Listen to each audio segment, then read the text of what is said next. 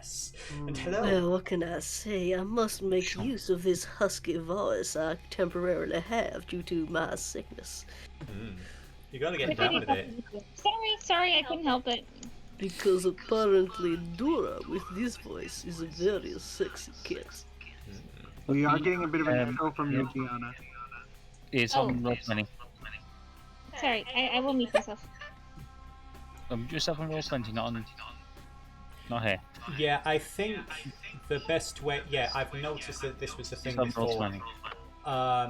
When it's in your settings on roll 20, basically what you can do is on the far right hand side where all the settings are, you can choose whether you receive or you send out video and audio. It's the third. If you go to the settings cog, it's the third option down, audio and video. And what others can see or hear, or what I can see and hear, put them both to none. Unfortunately, it's not something I can do on my end. I think I've tried that a couple of times. It's something you unfortunately have to do as a player for every single Roll20 game. Is that... Say again, hon? Is that better? Yes. You actually sound a little clearer as well. I don't want to jinx it. Okay. So, we were speaking of arms and tattoos.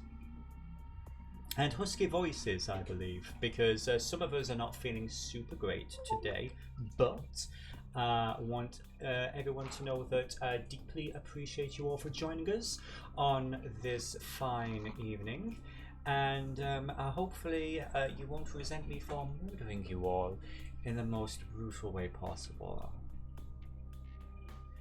So, is everyone ready to begin the game? Yes, sir. I believe so, my dear. Good. So, when last we left off, our colliery were basically once again split straight down the middle.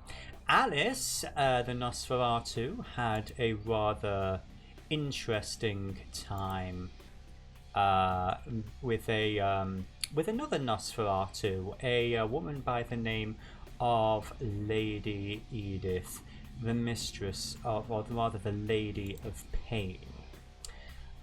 You got a tattoo.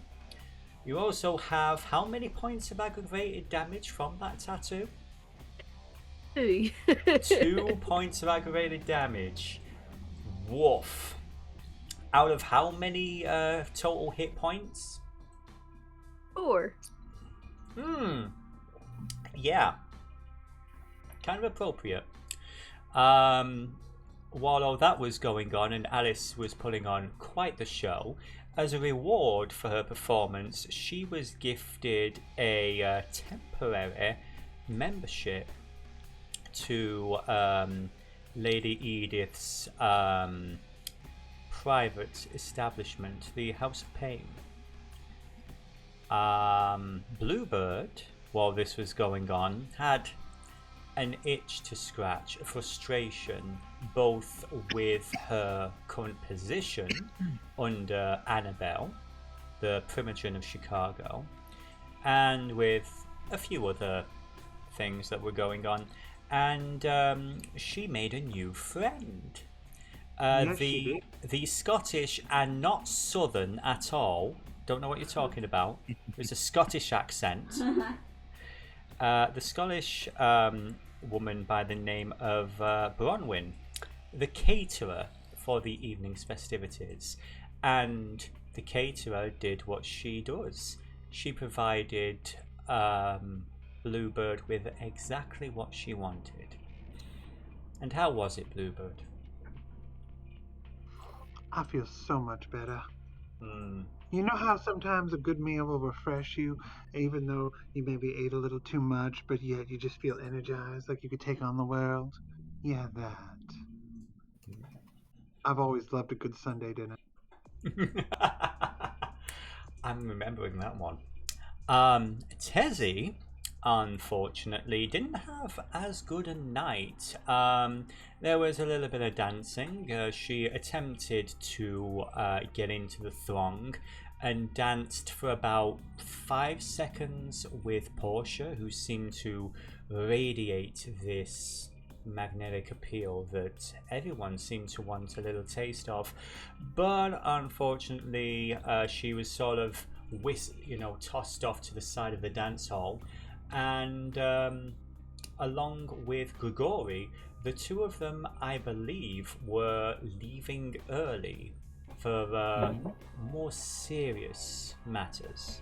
So, if nobody has any objections, we are going to head over to Grigori and Tezi right now, as we see what those two crazy kids are doing outside the Chicago Museum. So, Grigori.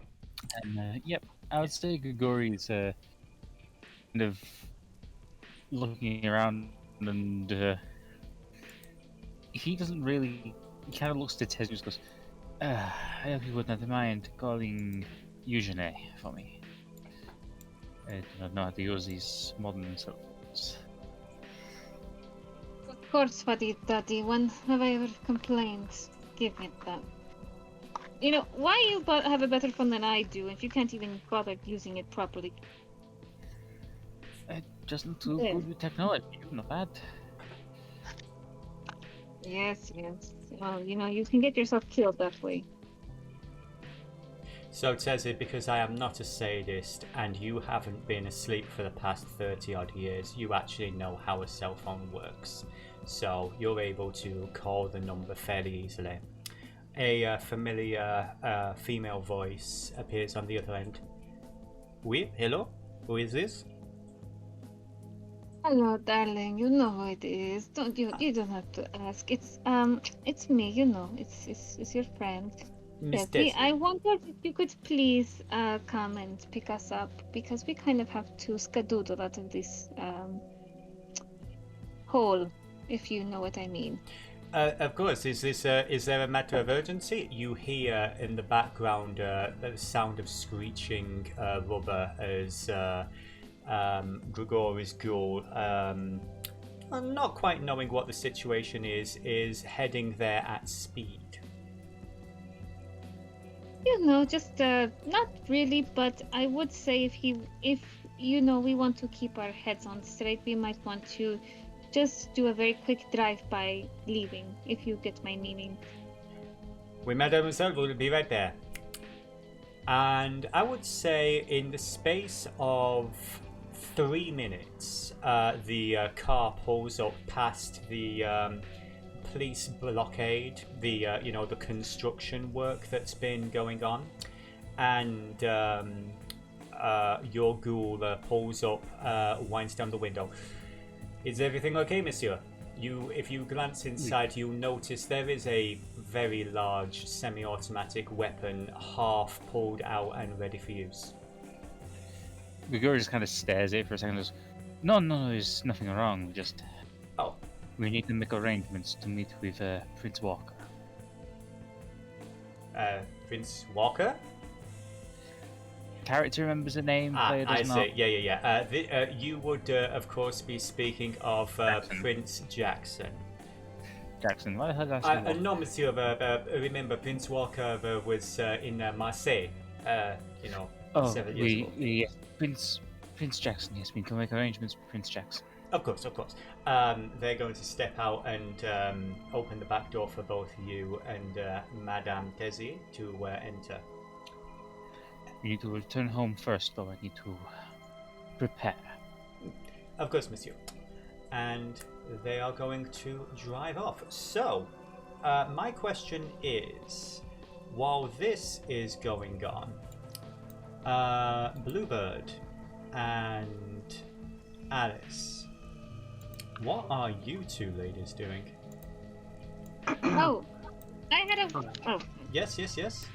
I do have to ask, by the way. Sorry, you go ahead, Diana. You finish off your scene. curious, did Tezi meet the last time we had said that she was going to bump in while she was leaving with the person that she was supposed to be meeting up with? But... Good point, well made. I actually have made arrangements. So, yeah, it's all good. Thank you for the reminder, though. No. Many moving pieces. So, while those two are off doing their thing, Alice and Bluebird, I would say this is round about the point where you are heading out. I do have a quick question, though. Yes. Alice fed after she got the tattoo. That wouldn't have had any effect on her willpower or health, would it have? The blood is it's very useful when it comes to feeding. Basically, once a day, you are able to try and arouse the blood to heal a point of aggravated damage.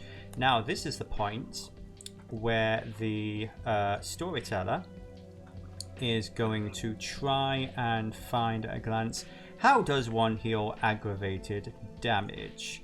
Is it going to be... Here we go.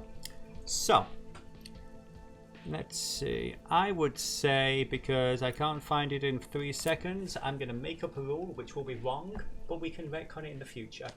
You need to make 3 rouse checks. 3 rouse checks a day to recover 1 point of aggravated damage. So, since you've not done it so far, you could, if you so desired, focus on your blood and attempt to recover some health. Unfortunately, for your first check, each time you do it, you do run the risk of getting hungrier, as Alice just has. So... She just fed! Yeah. Well, it's very lucky she did just feed. Otherwise, things could have gotten messy.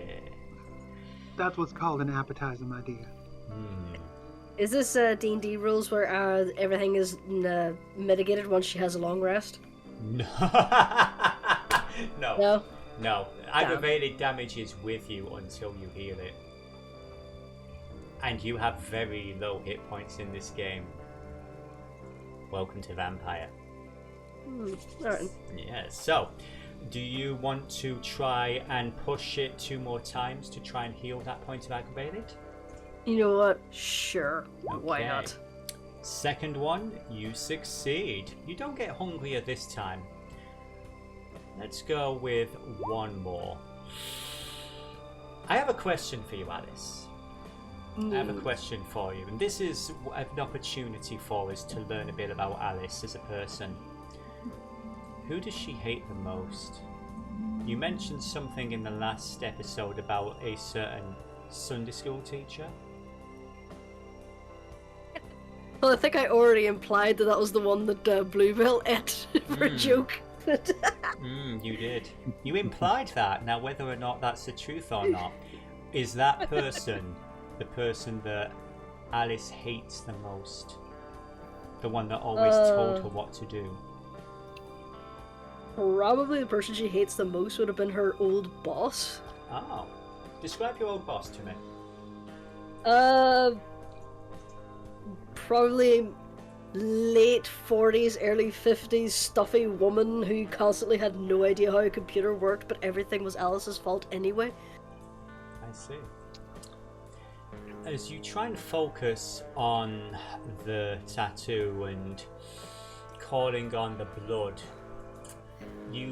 it's this weird, annoying prickle on the back of your neck as this pressure, as memories that you have not thought of for some time begin to resurface of this woman continually belittling you. It's not the fact that she was stupid, it's the fact that she was stupid and she thought she was right, and she always had you under her thumb. And she was always going on at you, and you almost hear her voice in the back of your mind. You're such a disappointment. What is wrong with you? You don't know anything. You got all of this power now, and you have no idea how to use it.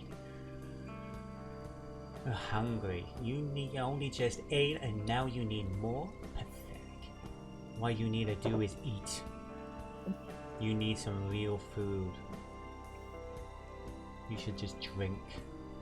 Right now. Start acting like an adult. Now, all that having been said, you do recover 1 point of aggravated damage. Hooray! Yay! But you are now at Hunger 3, where things can get spicy. You do have I will say this, at Hunger 3, you are aware of the fact that you are next to someone who is a walking source of blood.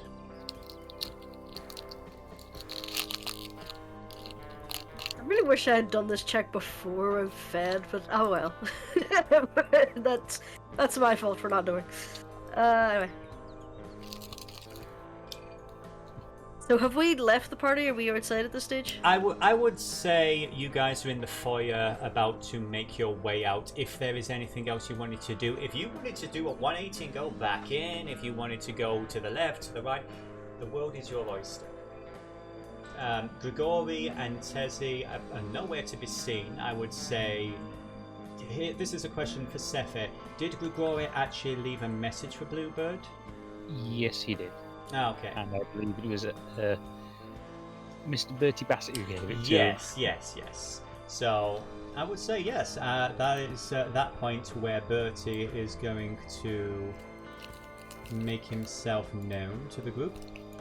Ah! Hello, ladies. How are you doing? Oh, dear me, my dear. You look a little bit peckish. Everything all right? Well, what can I say? My appetite was whetted, and now I'm wondering whether or not I should return to the buffet table for a second course.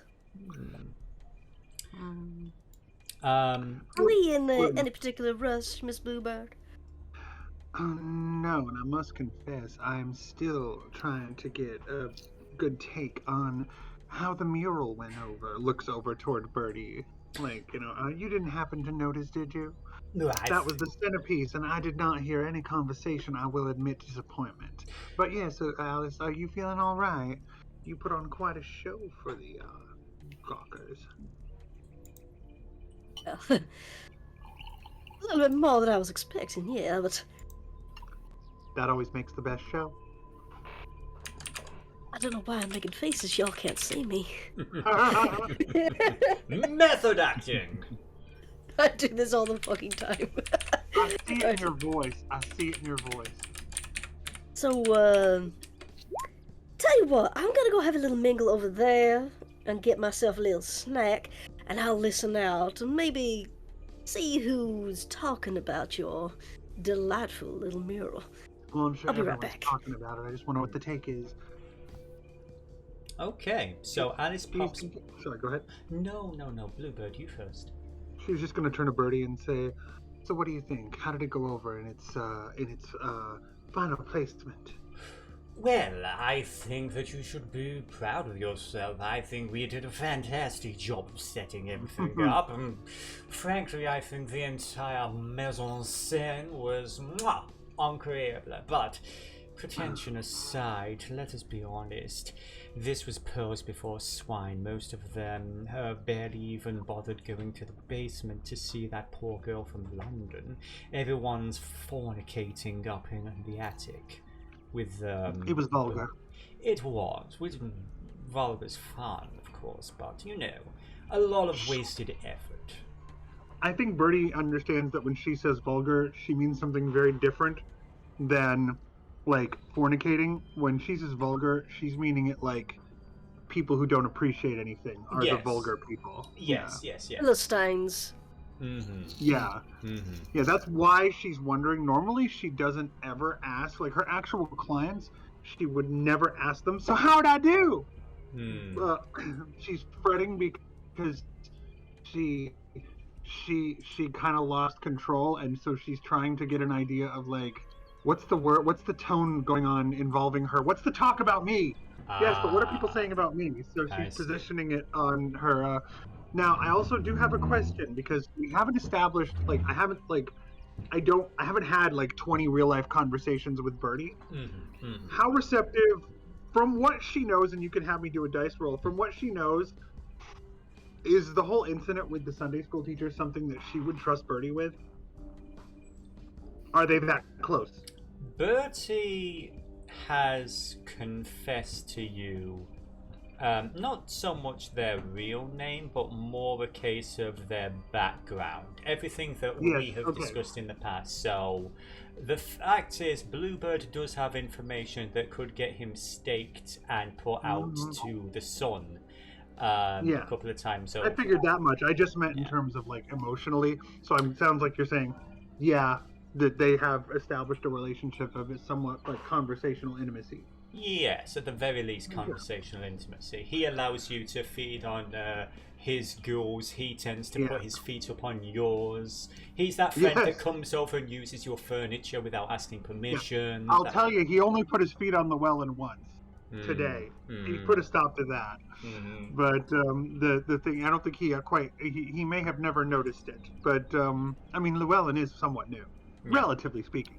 But what she would say, there is another matter I would like to discuss with you very briefly. Of course, my darling. What's up?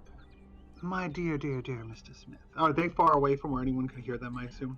Yeah. I mean, the two ghouls, they're basically walking lockstep behind him. The snake has gone, I would say. Yeah. The snake has gone. Yeah. And she says, I assume that and she kind of gestures to the ghouls, like, maybe they could go. But she doesn't say that. She just mouths it. I mean, you know them. They belong to me. Nothing. Well, I understand. But property can still be... A tape recorder can be property. That's right. Pet, my darling. He leans over to the woman. She just turns to regard him coldly. Would you be a dear and get the car ready? Take Toy with you. It won't be too long. She nods and leaves, barely acknowledging your existence. Well, you've got my attention, darling. What is the problem? There was a little bit of an incident. A define incident. How many bodies do we need to get rid of? Do I need a dustpan and brush? One has been gotten rid of on its own, let's say. And then she reaches out and hands the card over to Bertie and says, the caterer, Bronwyn, the one that Annabelle and Portia hired. Yes. I was getting a little bit of the shakes.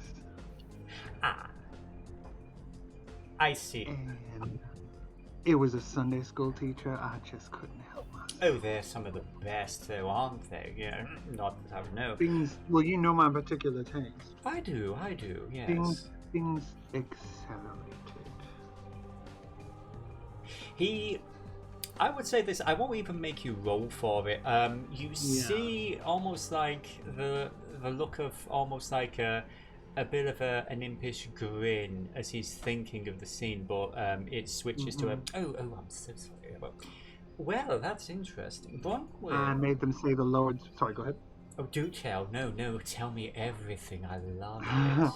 I made them say that I was a fellow victim who was captured, and I made them say the Lord's Prayer and then launched on death.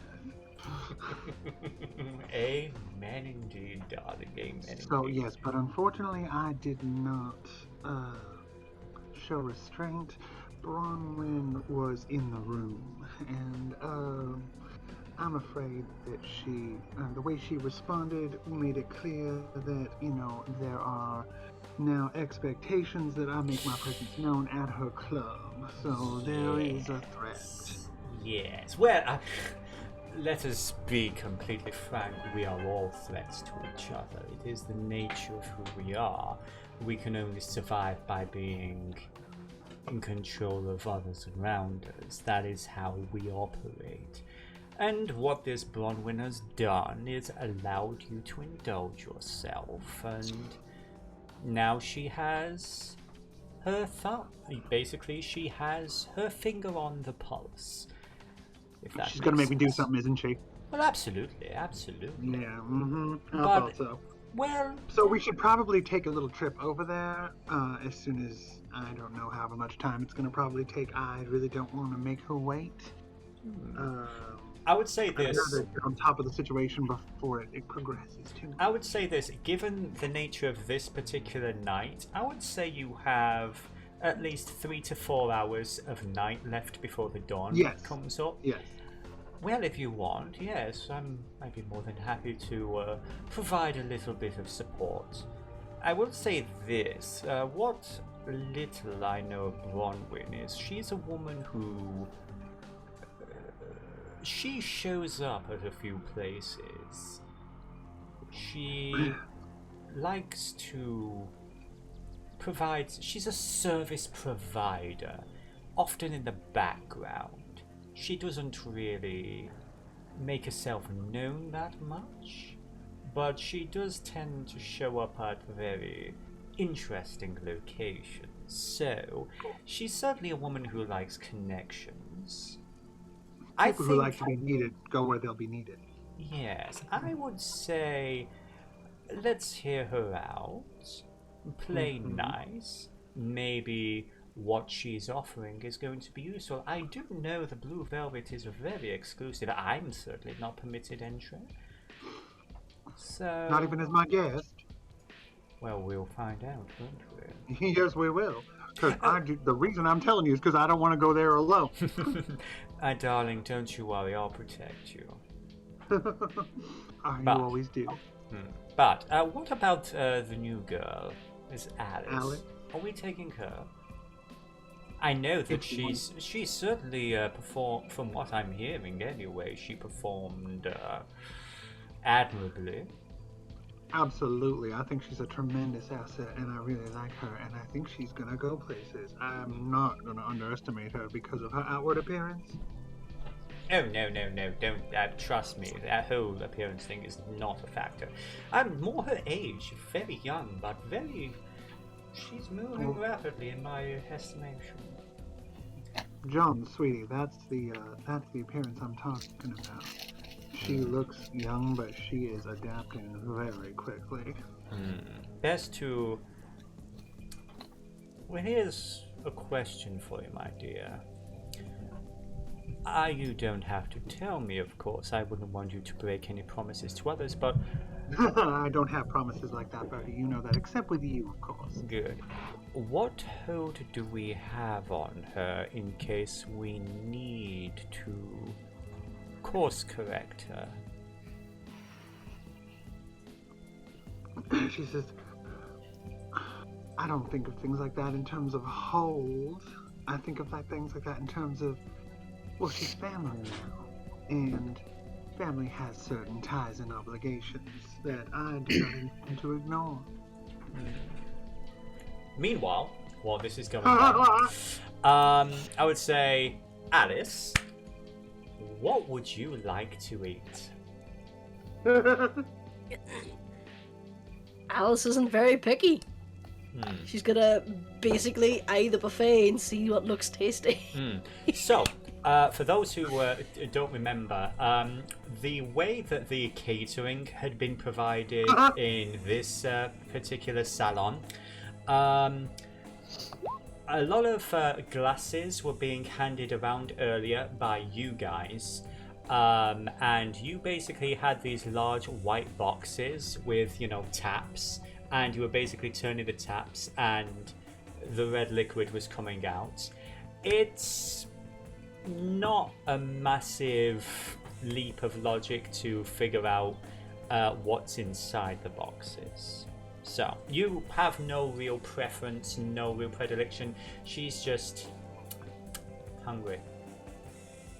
And Okay. she'll go for the easiest option. She'll get what's on tap. Yeah. Okay. But she will do as she said she would for Bluebird. She'll keep her Bluebird. She'll keep her ear out and listen to see if anyone's talking about the portrait. Okay. Well, in that case, since you're doing that, what I want you to do is I want you to make me let's call this you don't have much in it, but let's call this an etiquette and wits roll with a DC of 1, but no. Let me scratch that.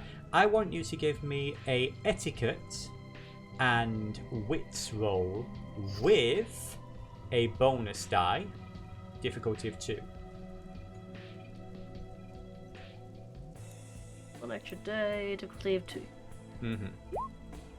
Okay, 3 successes. Yes, you do notice 1 or 2 people chatting.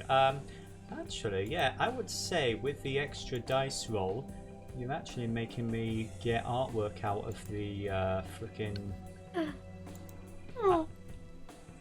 Where are you? Are you okay there, by the way? Yeah, I was just like yay voice noise. I see. I was panicking then because it sounded like you're in pain. Where is she? Okay. I would say, as you're wandering around grabbing a tasty snack, you see this woman, this very tiny woman. Let's make her a little bit bigger. This is a woman you do not recognize, but she's wandering around, eyeing up the murals and everything, and she's chuckling to herself with a success of 3. You don't know the exact words, but it sounds something like Lilito, holding up a goblet and just drinking the blood within. Beautiful. Sounds like what, sorry?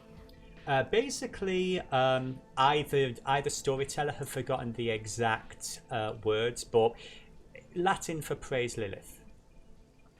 Ah, okay. Fair enough. Yeah, so that's a slight behind the scenes there. I don't know if Alice would know that, so let's actually be fair. I would say at the very least, you know that this woman appreciates the painting. There are also 1 or 2 other people around her. One of them seems to be basically they look like they actually are basically a drag queen. Dark skin, beautiful purple feather boa, and they're on one arm, and they're just like eyeing up the painting, just chatting to themselves and the woman. The other figure on the other arm is this very tall Nosferatu, dark skin, almost ebony black, and he's just like looking around, not quite. It's almost like he's not quite artistically reading it. He's appreciating the work, whereas like he's not getting the any deeper meaning. But the woman in the center of this trio appreciates it very deeply, and you can see her like the eyes looking over the the details of the figures, and it's like you can see that she's taking it all in, reading in certain layers, and there's little smirks and chuckles.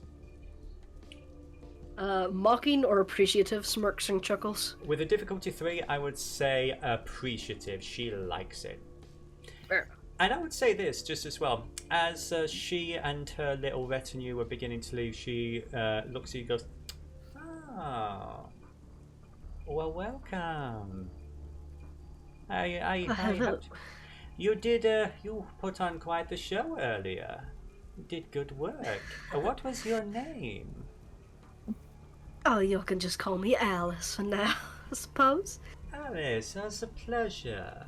My name's Azuli. This is my husband and my child here. So what brings you to this place?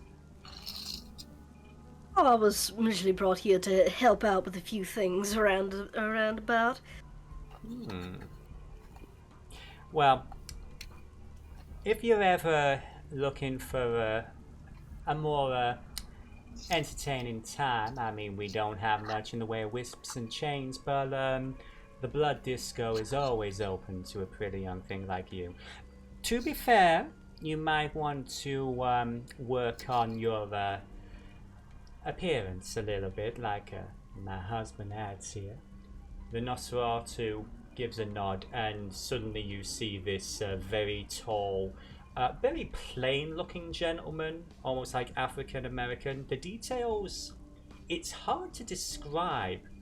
Very plain-looking. It's almost like your eyes sort of slide off him. And then it's like a moment passes and his visage returns, you know, very strong, striking Nosferatu features. Something to keep in mind. I do have something like that in my little back pocket. It's just, well, when among friends and family, you don't really need to hide, do you? Oh, I like you. I do like you very much, yes. Okay, well, you are always welcome, my dear. Anytime, and especially if you give scritches like you did earlier. And as she's walking past, a little snake tongue appears. She gives you a wink. I'm not entirely sure whether to be frightfully embarrassed or somewhat proud of that. Why not both? And she's gone. Mama likes to play. I do like. Well then, let's get back to little Bluebird. I'm sure she'll love to hear about the people appreciating her mural. Who am I talking to? Oh well. Yourself, you are basically alone in this foyer at this point, aside from the few people who are starting to... while the salon is still technically in full swing, you can hear some fairly raucous noises coming from upstairs. I would say as well, just for the fun of it, you see a very pissed off ballerina coming up from the basement. Like nobody went to see her show at all. It's like, and she just leaves, swearing in Cockney. But other than that, yeah. Alright. Alice will drink her fill and make her way over towards Bluebird then. Okay, in that case, I would like you to set your hunger back to 1. And just for the fun of it, I'm so sorry. Just for the fun of it, as you drink your fill and everything, you set the glass down. You probably hear a slight whimper coming from one of the containers as you're walking past.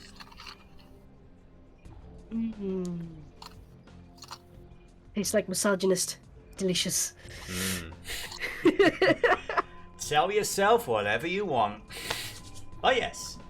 Bertie. Oh, they have their own flavor, I bet. Oh yes, yeah, no, that is definitely one of the main flavors. But yes, so Bertie, Bluebird, and Alice are back outside. What is the intention? What is the plan? Are you heading straight? Oh, Miss Bluebird, you'll love to hear some of the things I overheard about your mural. And she's just basically going to relay what she saw people saying about it and things like that.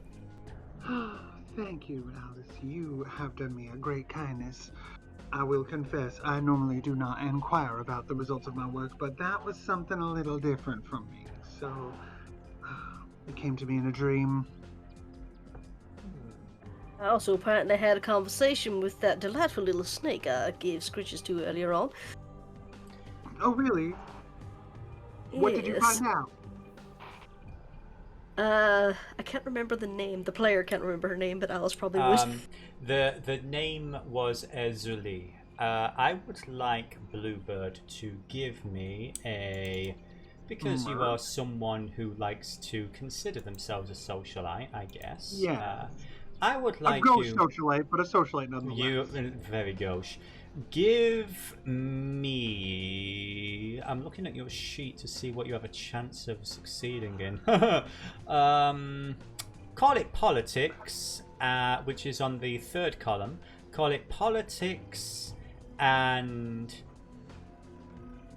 intelligence. Difficult. Add 1 die, difficulty of 2.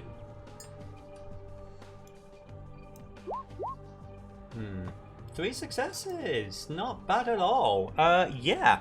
You've heard the name Azuli before.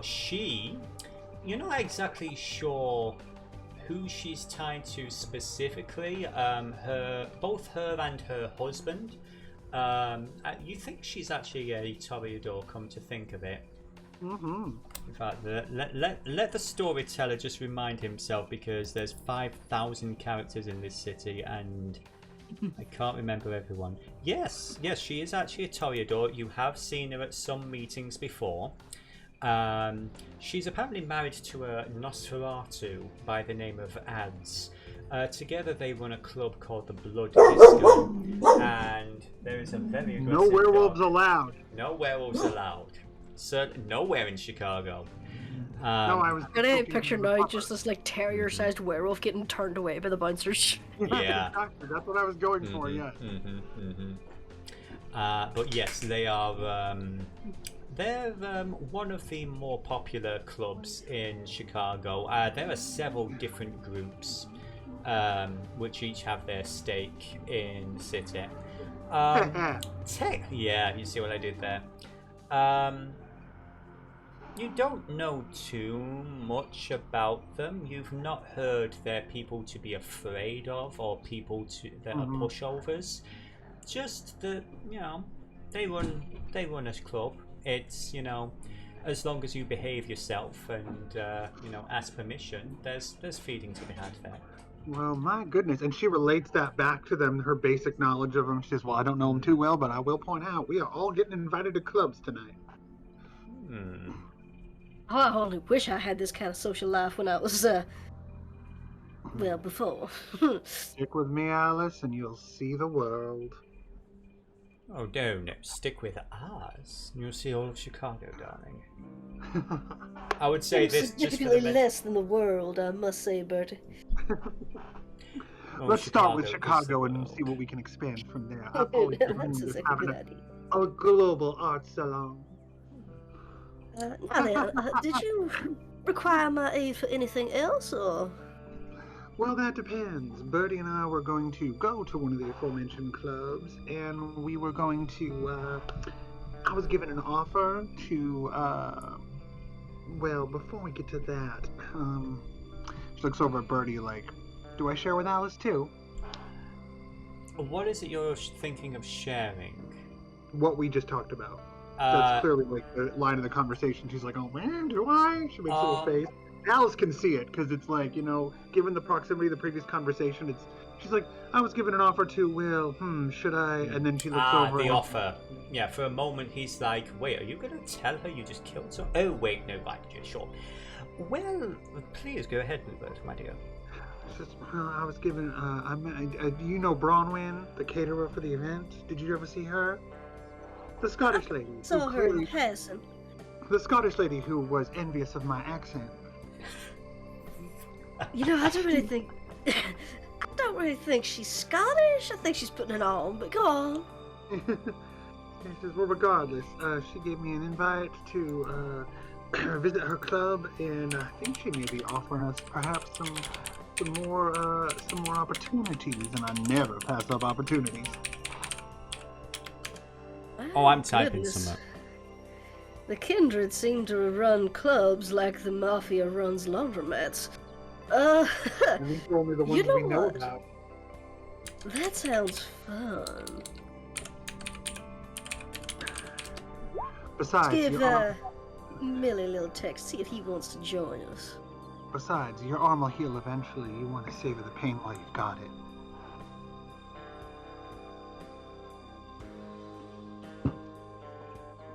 So. Why is Milton getting hit points? Oh, they all have hit points, honey. Oh, right. Okay. I see that. Yeah. I'm just making sure I know. Damage. I'm just making sure I know how many hit points he had. But anyway, mild threats aside. Tutu is on the attack. Are you thinking of actually bringing Milton along? She's gonna drop him a little text to let him know where she's going and ask if he wants to come. If not the end of the world. Bluebird looks a little cross about that, but she's waiting to see how it pans out. She doesn't. Okay. It's better to wait and let other people mess things up before you take action and make yourself the center of the controversy. Okay. While we're waiting on the text response, let's head over to a location in Chicago referred to as the Harold Washington Library. And we are going to change up our music a little bit. So, the Harold Washington Library is a home to... Well, here's a thing that you would know, Grigori, about the Camarilla and the way things are done these days. They don't have one fixed building. There isn't like a building with like a secret symbol above it that says Caramilla Clubhouse, come on in. That's just not how things are done. They move, they float around. But eventually, those who need to find people, those who need to speak with the prince and the primogen, and they have business, eventually they can find them if they know who to speak to. You would have reached out to, I would assume, the sheriff, a young man by the name of Damien, and he would have arranged for you to have a meeting here at the library. Now, as I'm saying that, I do remember that both you and I think Deanna had things you wanted to do at your house. So if there's anything you want to do before we head here... Since he's just talking, Grigori wouldn't have gone back to the house. Okay. The only thing he's going back to the house for is to get his sword, basically, so... Okay, He's not going to bring a weapon with him to meet the prince. I see. So... You've left the sword in the car, or have you left the sword at your haven for now? It's in the car. It's in the car. Okay. Tezi, do you have anything you would wish to do before you join Grigori on this crusade? Would I be taking Alonso with me? Yes, you can absolutely bring Alonso with you. Ghouls, by and large, are not permitted inside the main meeting chamber per se, but he would definitely be allowed to wait outside or wait by the car. Even yes, that would be it. Okay. He would have briefly asked how the party was. Did you enjoy yourself, mi familia? Did you have fun? We lost it, I lost. But it was alright, I suppose. Oh. Well, I am sorry. It's better to have lost and lost than never lost at all, as we have learned. But I'm glad that you are well, my dear. Oh, thank you, my darling. You are always a welcome sight. Mm. And it's a good thing you weren't there, because otherwise I would have had to put a leash on you, and it wouldn't have been the fun time. Oh, they're those types. Yeesh. Americans. They have no style. Well, fair enough. I am glad that you at least had some fun regardless. If there's anything you need, would you want me to keep the car running for you? I think, well, we shouldn't be too long, but no, keep it, just, play some cards or something meanwhile. Well, I have been told there are some Pokemon around here that I can try and capture. I will see what I can do. Okay, just be careful and don't wander too far, okay? You know me. And he pulls out an old-looking cell phone, and he's off to catch some Pokemon. So, meanwhile, you are greeted in the main foyer by a young man. African American, wearing a band t-shirt. This is Damien, the sheriff. This is the person that you had arranged to meet up. So, what exactly is it that your folks are doing here? I'm here to speak with Prince Jackson. This is an important matter. Well, the prince is very busy at the moment. Can you give me a bit more of a... what is it that you're here for exactly? I seek his permission to deal with an old enemy of mine. So you want to hunt someone? Oui. Right. Just bear with me one moment. He heads off. A little bit of time passes. I would say after a bit, two people emerge. One of them, one person emerges. I'll scratch that. You've met this person briefly before. Small, weaselly man with glasses, receding hairline, almost slightly nervous, twitchy disposition. This is not Prince Jackson. This is the Seneschal, the Prince Jackson's left hand, if the sheriff is the right hand.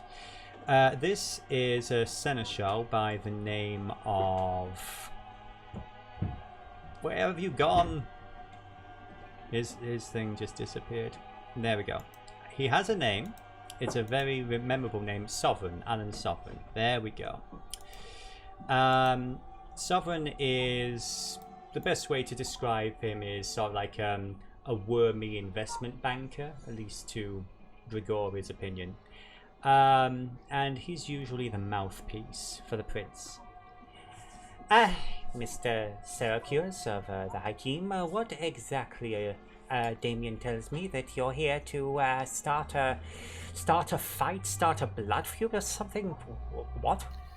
It is not exactly starting a blood feud, monsieur. It is rather picking up where I left off a long time ago.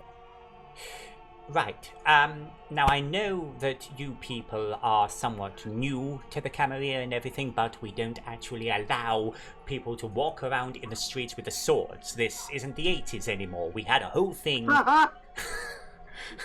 Sorry. No, I'm glad you liked that. It was a thing. We don't really encourage that anymore. It raises too many questions, too many terrible sequels. Rest assured, monsieur, I have no intention of walking around the city with my sword. The statute has to be more precise on which version of the 80s you would mean with me, but no.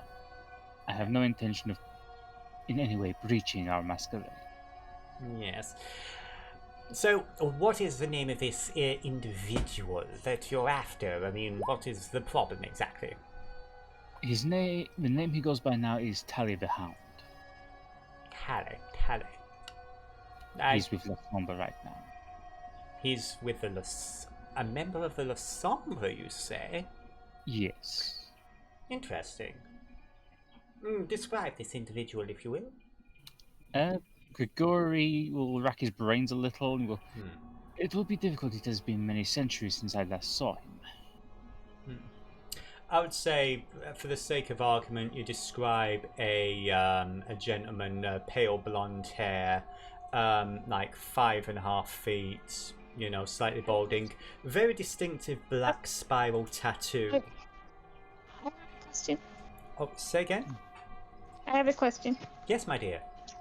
Is Tezi here with Grigori? Yes, absolutely. Okay, remember how, would she at all pipe up to help him, or would she be keeping her word to, who, to not say anything? That's entirely up to her. That's entirely up to Tezi at the end of the day.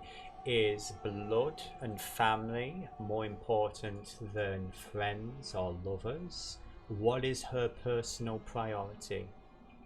Who comes first?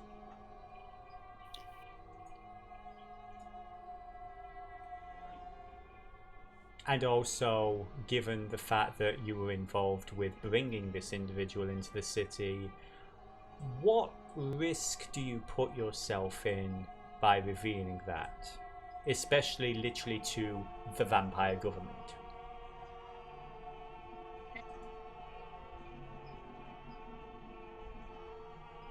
I think self-preservation would be the way to go. Okay. She's biting her lip. And she's kind of looking... Okay, then Tezi is looking away, biting her lip, just trying to keep cool. But yeah, you give a basic description of the Hound, and Damien sort of like thinks to himself, I ain't seen no one like that. But I mean, he looks over to the Seneschal. If you want, I can put the Hounds out and see if they've heard anything, find some information. Well, let me put it to you this way, Mr. Syracuse. If we locate this Le Sombre, what is your intention with them? What grievance do you have, and how does this relate to the Camarilla today? It does not. To be true, in truth, it has nothing to do with the Camarilla. This is a very ancient debt from before we even became kindred. I see. In that case, I must apologize, but I would encourage you to, were you to resolve your differences, it would be outside the city limits. There will be no tolerance of violence or the killing of one kindred or another, no matter the history, without prior approval from ourselves. Very well. If the prince refuses permission, then I am honor bound to follow those words. Very delighted to hear that. And if there is nothing else? No, that was all I needed. The wormy little dude basically turns around and heads back inside. The sheriff begins to follow him, looks over his shoulder. So, what's it worth if I find information on this guy?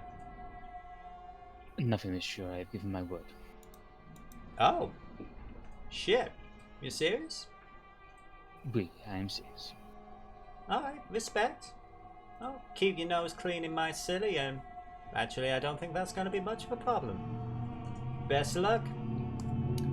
Thank you. Yeah, and he will also head inside. Now, is there anything you two would do before leaving the area? Is Tezi alone with Grigori now? As far as you can tell. Is there anyone in listening distance? Not that you can see. Can I check? You can. Give me a... Sorry, I'm being playful. Give me a awareness and wits. Difficulty of... Let's call it difficulty of 1. Alone, please. Sorry, because my PC just failed on me because it is being a me. I'm so sorry. It is so awkward. sorry. So sorry. Technology is a cruel mistress. This is the comedic break of somebody very incompetent at a computer. Okay, 1 second. Yeah. Playing somebody who's very competent with computers. Okay, 1 second. Oh my god. I was going to say she's got 0 dots in technology, so she can't be that competent. But no. So basically, what you would need to do is when you're able to get your sheet up, it's going to be.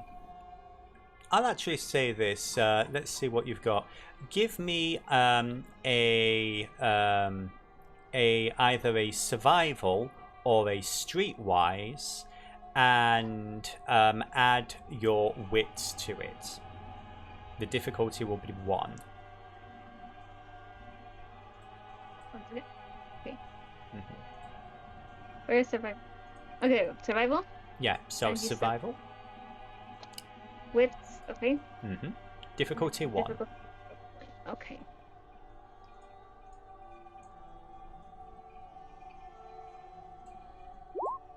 3 successes. Beautiful. Okay. So you're pretty sure, even though you're not using any kind of magical means, you don't think there's any invisible people around here. But what you do know is just by the entrance, just outside through the glass doors, you can see a woman leaning against the door, and she is looking in, watching you, smoking a cigarette. And she catches your eye, gives you a nod, and moves further away from the entrance, back outside. Cannot hear us now? Say that one more time. So now she's not watching us. Now she is not watching you, but you did basically, it was a case of, yeah, I see you. I'm out here when you need me. Alright, then Tezi is going to decide to tell Grigori a more accurate description of the Hound and say that she really doesn't know where he is. She really doesn't. But that she at least deserves to know who he's looking for. I appreciate the Mashiach, but I give my word I will not harm him. No, I did not know. I don't ask questions. You know that. I know that.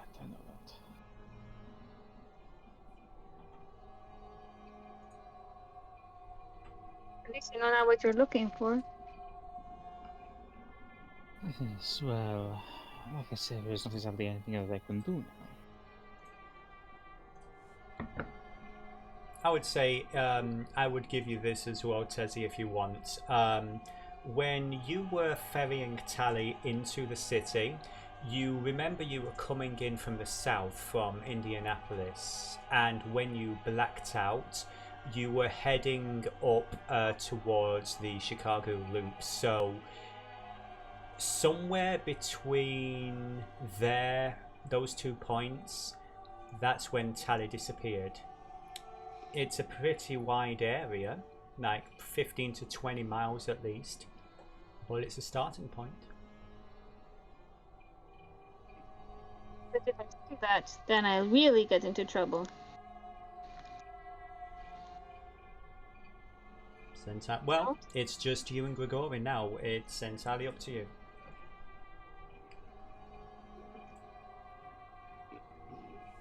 Alright, yes. Tezi tells him this information.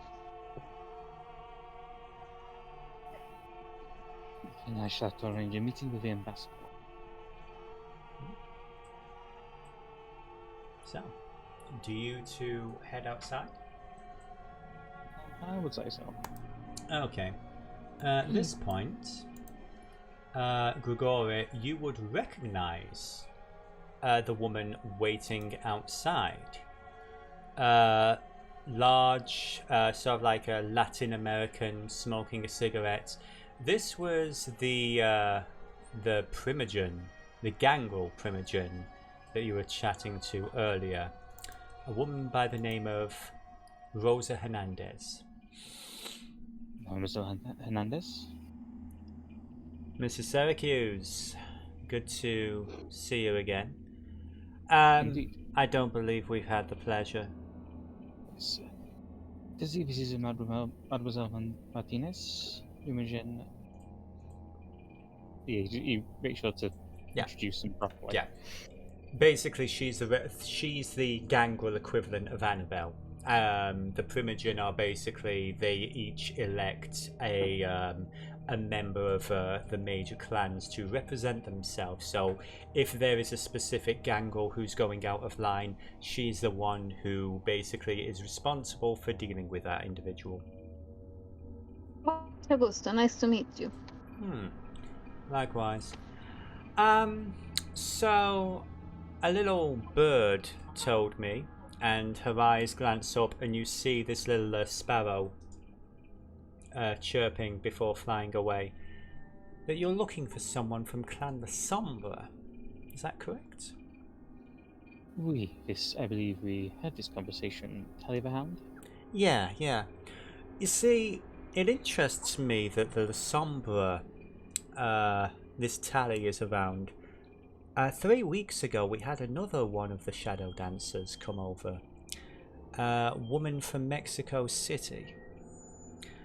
She basically stormed into the meeting hall, raised hell, got thrown out by Damien.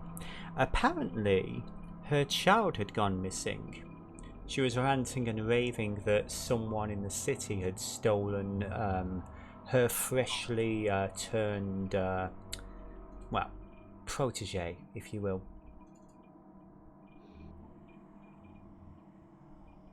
Now, I don't really know much about the La Sombra or anything, but she did seem pretty upset. What do you know about this Talley? Would you say he's the sort of person who would be hired to look for someone like that? I cannot say what he is like these days. Last time I saw him was in the 1100s. No shit, yeah, I keep forgetting you're old. Fuck. Respect. I was turned in the 70s. So 1970s. And she actually curiously looks over to Tezi, and how old are you, by the way?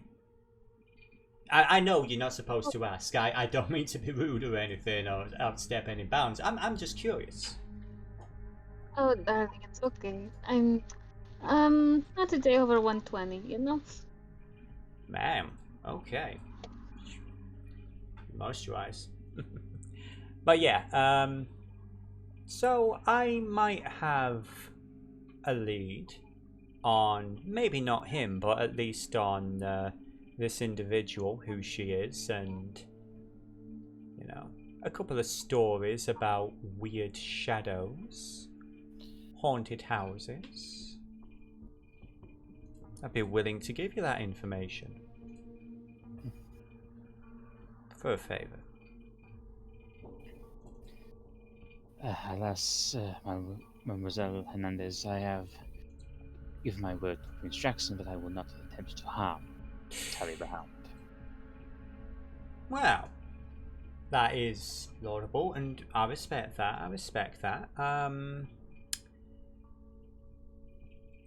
mean, you're gonna be curious about what he's doing here, though, and I'll be honest, I'm kind of curious too. That is true. How about this? Were you to help me and a mutual friend of mine deal with a problem, then we would be willing to...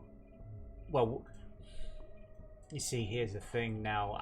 You're kind of doing me two favors. And I feel like instead of an even trade, I'm more taking advantage of you, and that doesn't really... I don't really like doing business like that. You know, I'm a lawyer by trade, so I don't know. What do you want? Exactly. What is it that Grigori Syracuse wants here and now? That is a question, Mademoiselle. I have, well, information on the Sombra and their activities would definitely be useful. I will willingly give you that information if you do a favor for me. Does that seem fair? That is fair to me. Okay. I'm going to be meeting up with somebody tomorrow. A mutual friend. The two of us have, we have a shared history with lupines, werewolves. I believe you've got some experience, as we discussed. She looks over to you, Tezi. What's your experience with lupines? You mean on a skewer? Or do you mean... Do you mean with their claws inside, with their insides out, or... I've had to deal with my fair share of dogs. Sometimes they just don't know when to heel. I'll say this as a woman who loves animals and everything. Lupines don't count. I wouldn't insult a dog by referring to them in the same breath. Lupines are vermin. They're monsters, and they need to be put down. And me, and a few people like me, are trying to arrange something, a little protection for the city, if that makes sense. So if you're down tomorrow, we can meet up here, and we can go sharpen our claws. Do you know any... I'm so sorry, I was talking over you. Say again, ma'am?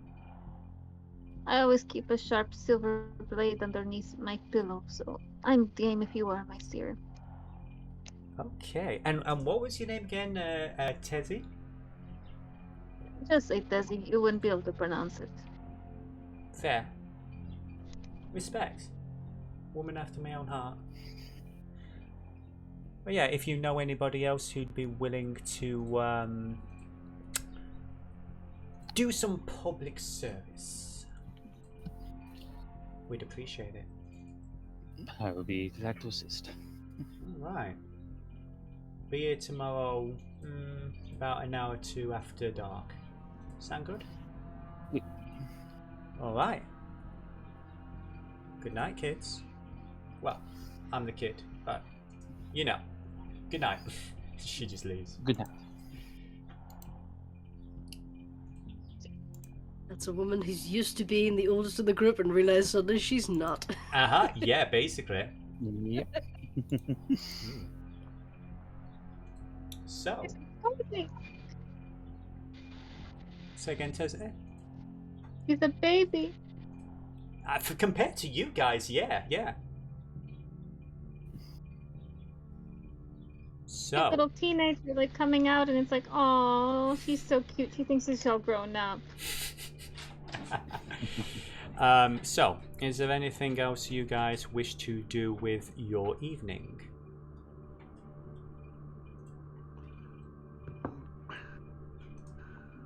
Does that include us? No. This is. We know where Bluebird and Alice. Yeah, are that's what I was going going to say, because I was like, that's where we're going. Yours gonna think for a second. Goes, do you reckon the party will still be on? I could do with a drink. Well, I don't know how many more nights I'll be able to stay, so sure, let's do it, bud. Okay, so you two are heading back to the party, with Lorenzo driving you? Yeah, I'd say he and Eugene are in the front seat of the car. Okay. So we'll assume that is going on for a little while. In the meantime... Oh look, Miss Bluebird, there's a car pulling up. I wonder who that exactly. is. That's what I... You know what? We've been loitering, waiting the 2 to 3 hours, so I bet we would still be hanging out, just talking and chatting the way people do outside of death cult rooms. I would say this. Well, Alice's tattoo, but it took hours, and they left just not long after that started. So Yeah. I would say this: if you all want to meet up, so we don't actually have another two different stories going on at the same time, please. That would help. Thank you so much. Yes, okay. That's why I said it, DeVillo. You all meet in a tavern, anyway. So yeah, you hey, were. look, Miss Bluebird, there's Grigori there, getting out of that car. Hey, Gregory, over here. Mademoiselle Bluebird, I do apologize. I had to attend to some business. You ditched me. I apologize. I just will not accept it. Hold on a second. There's someone, no, I don't have time for that.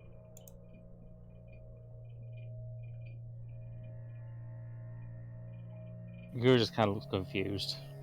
It seems Miss Bluebird has to go and deal with some party-related issues. Nice. Your name was Alice, correct? Yes. Pleasure to meet you. Oh, yes, it is quite nice. I love your I'm back. name. It's so pretty. Oh, yes, I'm very, very pleased with it. Love how his little eyes sparkle with menace. Isn't it great? Just wiggles her arm.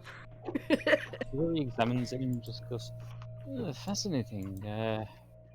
Can he tell that this will stay permanent? You know what? I'm gonna have you roll something because rolling dice is fun. Opening up your character sheet and seeing if you're actually capable of doing it. I think that this should be. You don't actually have any points in the occult, so let's call it. I would say let's call this intelligence mixed with. Oh no, that's a regular thing. Call it investigation and intelligence. I'm going to give you an extra bonus die, but the difficulty will be 1. So I believe that comes to 3 dice, difficulty of 1. Oh. So, okay. Yikes. We're getting spicy, guys. That would be a messy critical. You take this girl's arm, you hold it, and you're looking at the detail, the depth of where the needle has burned in. You can smell all kinds of things, almost like silver nitrate, and there's all these strange flavors in the air. Not just the blood, the vitae that came through earlier, but you can smell other things that you haven't thought of for years, decades. Wormwood, maybe. It's a weird concoction. And basically, Alice, if you weren't worried, if you were thinking that Lady Edith was going to rip your arm off during the show, you're kind of worried that it's going to happen now, because this guy, basically, he just has you by the arm, and he's just like, all but sniffing it. He's obsessively looking at it. Yes. I don't want to interrupt, but I do need to jump in because of a character beat. Yes. It's very important. Can I tell this is going on? He is not hiding it. He looks like, what is this? Steely hand on his shoulder from Bluebird, or attempt to do that. And I'm going to message you something. Yes, please do. I would say this while the typing's going on, Grigori. Yep. It's not so much that you get hungrier, you just know that there's a certain... You can imagine how good she would taste. Just in that brief moment, you're like, oh, she'd be delicious. But, yeah. There's suddenly, the moment you get that thought in your head, you feel a familiar, oddly enough, grip on your shoulder from Bluebird. It's something that you felt before if you were in the middle of the battlefield when you were dealing in the 40s with, helping her take out Nazis and everything. You've seen her rip people limb from limb, and you've also known, as you've ripped people limb from limb, that she's used that grip on you to calm you down and hold you off. It's a friendly warning grip. You'll forgive me, mademoiselle. It is, I am just astonished that in 900 years I have never seen a permanent tattoo on a kindred. At least not one that was gained after they turned. Yes, well, the madam did say it was a new technique that she had been developing for quite some time, and I will say it was far from painless. You'll forgive an old man's, shall I say, astonishment. Bluebird does let go, and she gives Gregory a look. Sorry. Are you sure it's only astonishment? Can Tezi say that kind of like joshing him a little bit? Seems fair. Grigori does raise his eyebrow a little at Tezi, but goes, it is just astonishment, my dear. Bluebird's expression is kind of actually, it is a friendly warning, but her expression is so neutral it almost could be cold, but it's not. I mean, it's still friendly, but she's basically staring Grigori in the face, basically like trying to get his, look at him and saying, don't even consider starting. I'm trying to build a negative Pavlovian association with you even thinking such a thing. Yeah. Feel this grip on your shoulder? That's what's coming if you keep this up. Let's just get this right now. Apologies, my dear. I know it is rude to stare, but as she I lets said, go. Yeah. I kind of glare at Bluebird for grabbing him like that.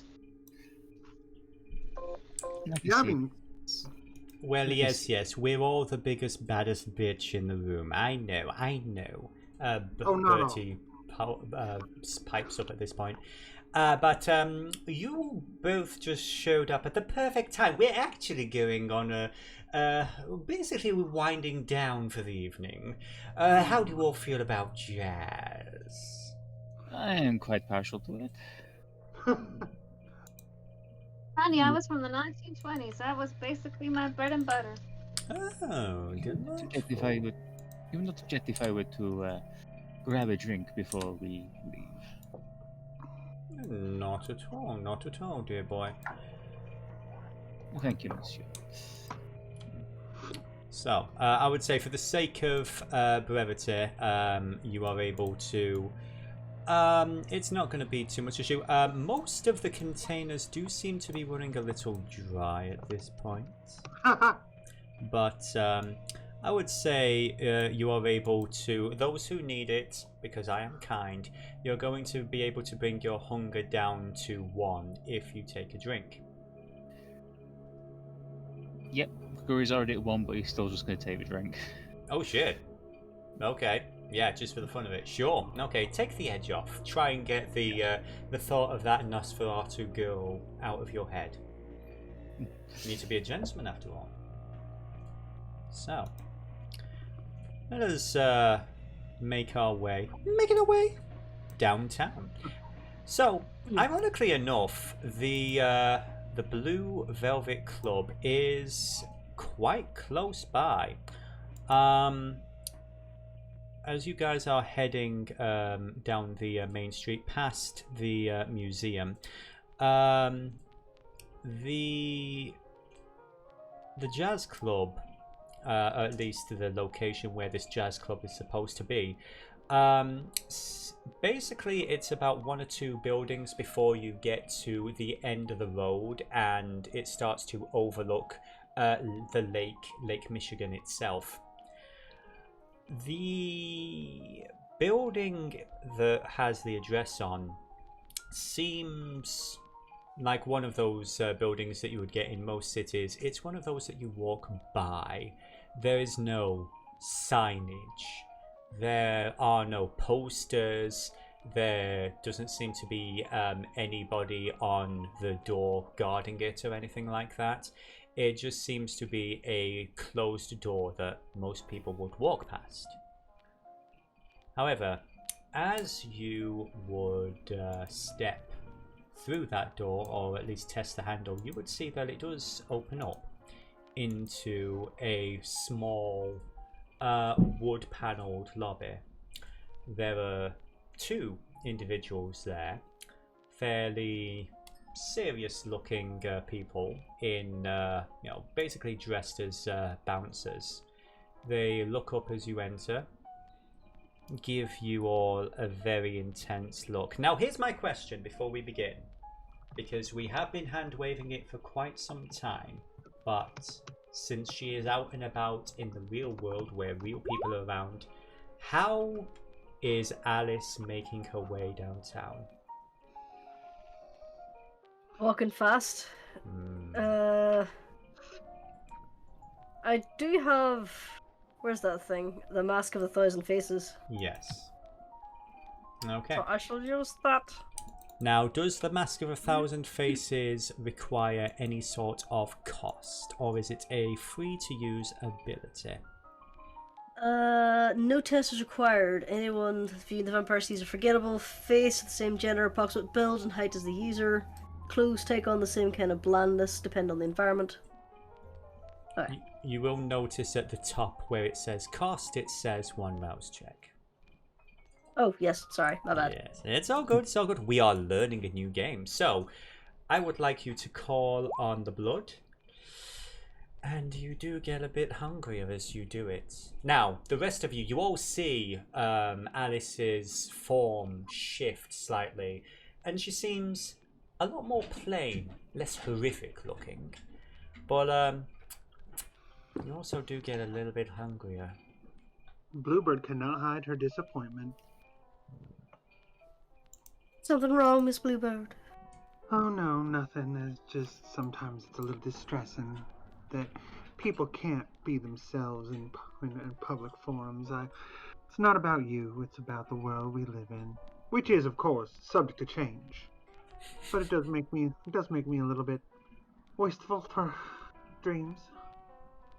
She looks off distractedly. Sometimes it gives you a bit of more confidence to know that nobody exactly can see your face. Sometimes it's fun to wear the mask. She nods again and says, yeah, I understand. It's just makes me thoughtful. In any case, why don't we take ourselves into the blue velvet? Yeah, so... I'm going to pause outside and check her phone to see if Milton acknowledged her text message. I would say he did. He is currently working for somebody. He, as you would know, he's been recently trying to catch up on a few odd jobs for people. He does a lot of tech support and helping people out with it's not actually been clear what he's been doing of late, but he's been very busy with stuff involving cybersecurity. That's all he's really shared with you at the moment, but he is unfortunately unavailable for this evening, but he does say he's interested in experiencing new things and can't wait to see the tattoo. Well, she was going to leave that as a surprise. She didn't mention that. Okay. So it's just he would love to go to a he would love to go to a jazz club with you at some point. Tonight is unfortunately too short a notice. Fair enough. She follows them in. Oh. Okay, so as you all head in, the two bouncers, they sort of give you a very keen eye. And it says, sorry about that, but this is a private establishment. This is membership only. And at that, having retrieved it back previously from Bertie, Bluebird flicks the card in her hand and doesn't let go of it, just sort of holds it up and says, she looks the bouncer square in the eye and says, last name Bird, first name Blue. Back into her hand. She isn't going to let him inspect it further unless he demands it. She's going to make him work for it. Okay. You know what? Just because you're being difficult, give me, and it's fun. It's fun to play, isn't it? Let's have no. Give me. I would say it is entirely up to you if you want to give me an etiquette and charisma. Or, if you want, you can give me an intimidation and manipulation. Yes, I'm going to do the latter. Intimidation, which is and in manipulation. The middle. Manipulation. Any extra dice? No. But I would say the difficulty is going to be 3. Oh. Wow. Come on, Bluebird. 4 successes. Very Kaboom! Good. Yeah. You see him sort of like adjust his sunglasses, the aviator sunglasses a bit, just like a little uncomfortable, a little annoyed and off put, but it's like, very good, Mom. Miss Bronwyn should be with you in a little while. And he's going to, basically, it's not so much that he's locked, he's going to open the door and let you all inside. And as she passes, she murmurs very quietly to herself. But if he hears it, he hears it. Who knows how good his hearing is? I'm nobody's mom. His mom should have raised him better. I would say for the fun of it, for those who are paying attention, both of these are mortals. These are not kindred. Yeah, she doesn't care. She doesn't know what they've got in the way of extra stuff. She doesn't presume yes or no to any sensory awareness of anyone. That's not healthy in your line of work. In her line of work. You know, I have to say, we must look like the most eccentric fucking group. Yes, I was thinking that myself. I was literally thinking that. Yeah, if you'd like to remind everyone how you are dressed, starting with Mr. Grigori Syracuse. Usually he's got kind of like the Nightwish leather trench coat mixed with Gary Oldman from Bram Stoker's Dracula suit thing going on. But tonight he's gone a little bit more formal and more Matt Berry in Who We Are in the Shadows. Delicious. And Bluebird? Bluebird is wearing a sparkly white gowny dress with like a short hem because it was her work outfit. She's basically dressing as the high class help. Then we have Alice. Alice is basically dressed like Elmira. She's got the big long split dress because she dressed up for the party, obviously. With like the really low plunging neckline to show off all her tattoos. And a sore red arm that's seeping gore. No, I'm kidding. Well, it's not seeping. I was suppose her like vampire healing skills have at least scabbed it by now. I know. A scabby new tattoo. Yeah, and she's got like the piercings even through the mask, and she's got the collar. And Tezi, of course. And yes, how would you describe Tezi? Is it okay if she's dressed for the occasion? Absolutely. She can be dressed. It is your character. It is whatever you want her to be dressed as. All right. She decided to liven it up a little bit and wear a flamenco outfit. Beautiful, beautiful. With little red and low cut red and a little black with a fan, because she's a leader. Yes, adorable. And lastly, you've got Bertie Bassett, who is wearing this. Basically, he looks like a cross between Timmy Mallet and a serial killer. So basically, this really bright. Yeah. So my dad went to school with Timmy Mallet, funnily enough. But yeah, very good at art. Very bright, garish colours, covered by this really large, slightly dusty, unkempt black trench coat. Thick, dark hair and glasses that sort of permanently have the anime serial killer sheen to them. So, Just your average group of friends. Yeah, absolutely normal breathing people with a pulse who do not drink blood out on the town. So, you make your way inside. It is fairly quiet. Again, I would say at this point in night, you're looking about, as we said earlier, this must be a 24-hour jazz club because normally, at like 2-3 in the morning, places would be closed by now. But no, there are still some people working around. There are other wait staff that seem to be around are human. You can tell they're breathing. You can almost hear the pulse. There's one or two performers on stage. Very slow, simple number. There are one or two people watching in the corner.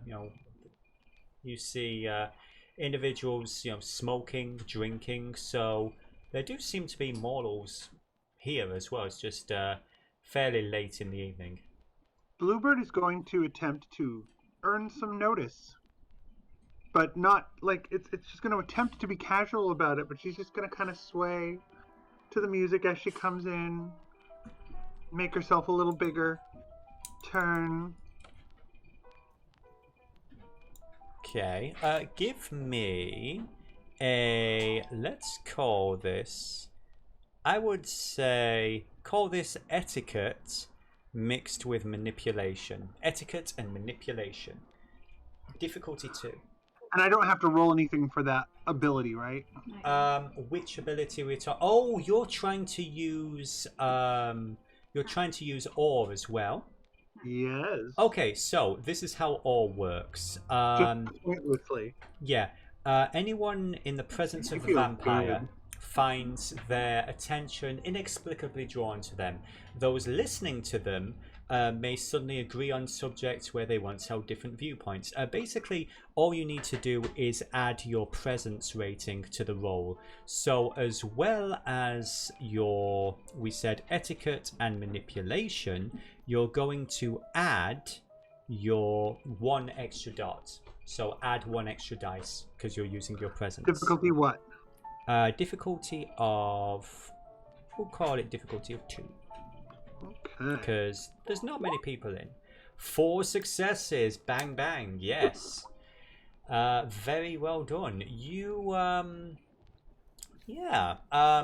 the few of the wait staff, a few wait staff, the few people who are still enjoying a cigar and a chat, late night businessmen having a business meeting or something, they also turn and look at you.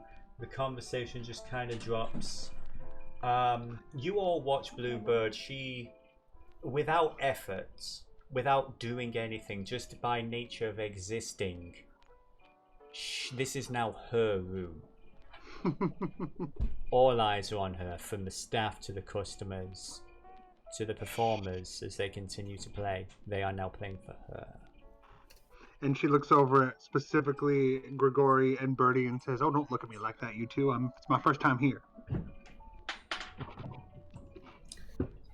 Why am I suddenly remembering Marseille 1944? That was completely different, and you know it. I feel like there's a story there. It was to do with, we just liberated France. Decided to take a little break from what we were doing before we headed into Belgium, and, well, it was quite a night. Legendary. Suppose it may have been a little bit easier to get away with snacks back in those days. Oh, no snacks. We just had we painted the town red metaphorically rather than literally. Yeah, no. I was just talking about in general terms. To be honest, I find it very hard to comprehend just how, forgive me for saying, how old you are. It helps that I frequently. I suppose that would make sense. This Then is- again, I was still in the time of my life where I thought anybody over the age of 40 was old, so excuse me. Mademoiselle Alice, I have slept since 1988. And at this point, Bluebird looks over at Tezi and says, "Oh, come on, Tezi, join in with the rest of us. Have some fun. I haven't seen you in forever." Just swaying to the music. It has been a while since I've had fun too. Then relax. Just let the sounds of jazz flow through you. That's the whole point of this. And we don't need to go looking for Bronwyn. She'll find us. Especially now that they know I'm here. And she's just swaying and turning. And she says, and then she turns to, she says to Tezi, "Would you like to dance with me?" Certainly. I haven't danced just in a while, so you might want to forgive me. The 20s were a bit of a blur. You could call it a red blur, if you would. If that's a yes, Tezi, then don't worry, I'll lead.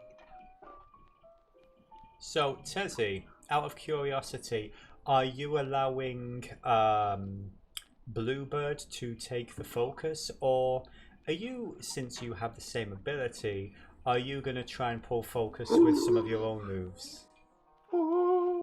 It's about that. You naughty boy. Let's see.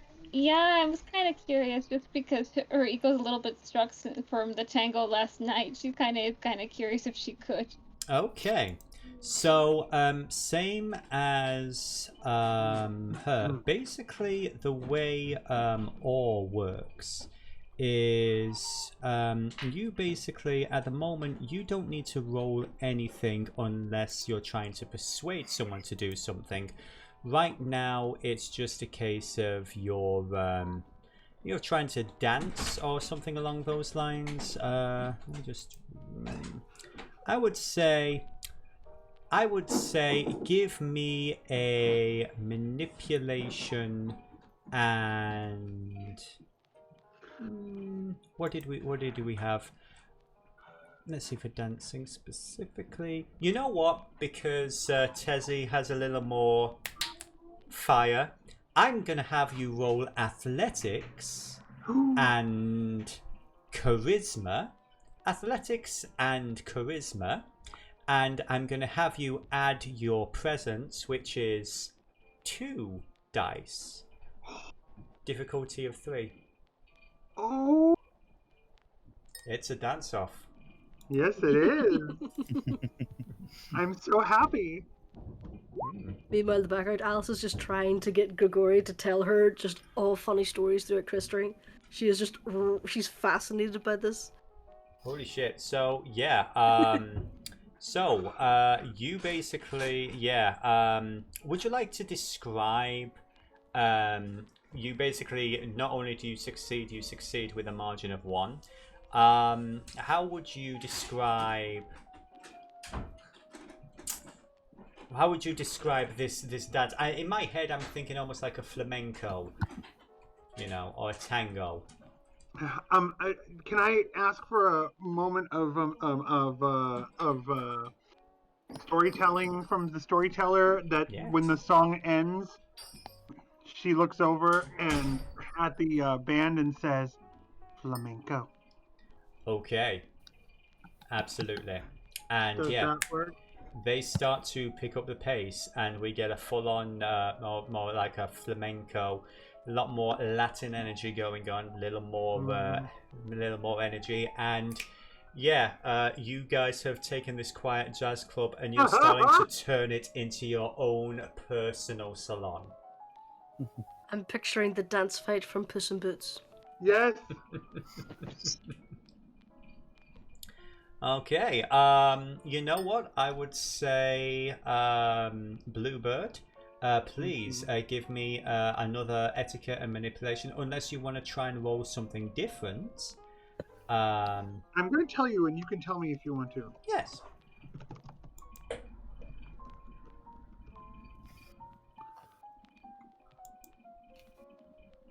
We do the tippy type.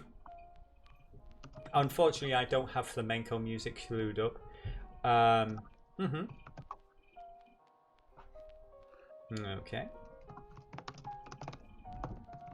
I'm going to ruin the dance floor quite literally. That's what I'm at. That's what I'm trying to figure out with the dice. Fair enough. In that case, Bluebird, what I'm going to have you roll, and let me get your your sheet back up real fast. I would say I'd probably say it's more Cuban jazz than actual flamenco music, but yeah. Yeah, I'm just saying what she asked for. What they actually deliver is going to be probably very heavily jazz infused. Okay. It is your call, Bluebird. Would you like intimidation and charisma, or would you like athletics and manipulation?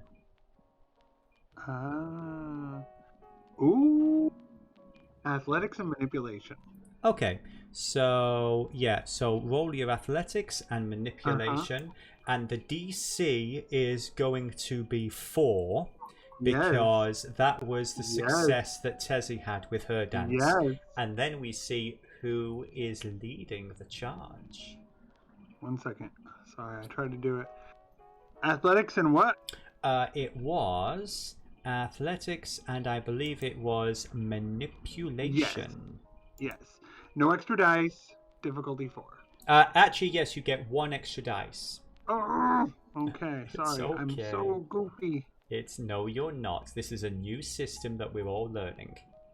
And again, because we're all used to, you know, D&D 5th edition, we're so used to pushing a button and everything rolling forwards. Oh, unfortunately, not quite.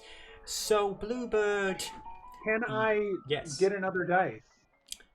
You know what? Let me check your sheet 'Cause again, because... this is important to Bluebird, and she is fresh from a kill. Yeah, so you have... She wants to use her fullest extent of her ability. Yes, so let's learn about blood potency and a blood surge. Basically, this will be the whole session, by the way. We won't get to the other section. Basically, if you're seeing here on the back of your character sheet, you have a blood potency of 2. What you can do is you can make a rouse check to call on the blood and give yourself an immediate boost. Yes. In a few minutes. Not a problem. So she would like to do that. Yeah, that will give you 1 extra die. So what I'd like you to do is just roll 1 extra die. Anything. What D size? A D10. It's always going to be a D10. So just Come roll on, D10. 1 regular D10. That is unfortunately a fail. But before we get to that, unfortunately you did roll. What you do need to do is you need to make a rouse check to see if you get hungrier. Yes. Rouse check. And you do. How many? Oh, 1. Okay. But always by 1. The rouse, it's always 1 at a time. So that brief, that beautiful feeling of fullness and, you know, being sated. In this moment, you'll get the hunger returns. You're starting to feel a bit peckish. Or should that be thirsty? You know, I'm dancing with Tezi, so thirsty works. Thirsty definitely works. We were all thinking it. We could ask what the actual history between, you know, Tezi and Bluebird is, but we won't pull any pressure on an answer. Sorry. Go on. I thought we'd established that they haven't really interacted at all. They just know each other. They know each other, but yeah, it's entirely up to you about how much you guys know each other. But that's something we can discuss in the future. So yes, but for right now, yeah. So Bluebird's trying to keep up, and she's actually kind of surprised. And Tezi seems to be putting the effort into it, and Bluebird kind of falters a little, and like, whoa, in that kind of way, like, wow. Yeah. So Tezi, for whatever mistreatment you got on the dance floor at Annabelle's event, you are more than making up for it here. You are now the center. You are the star, the music, and everything is for you.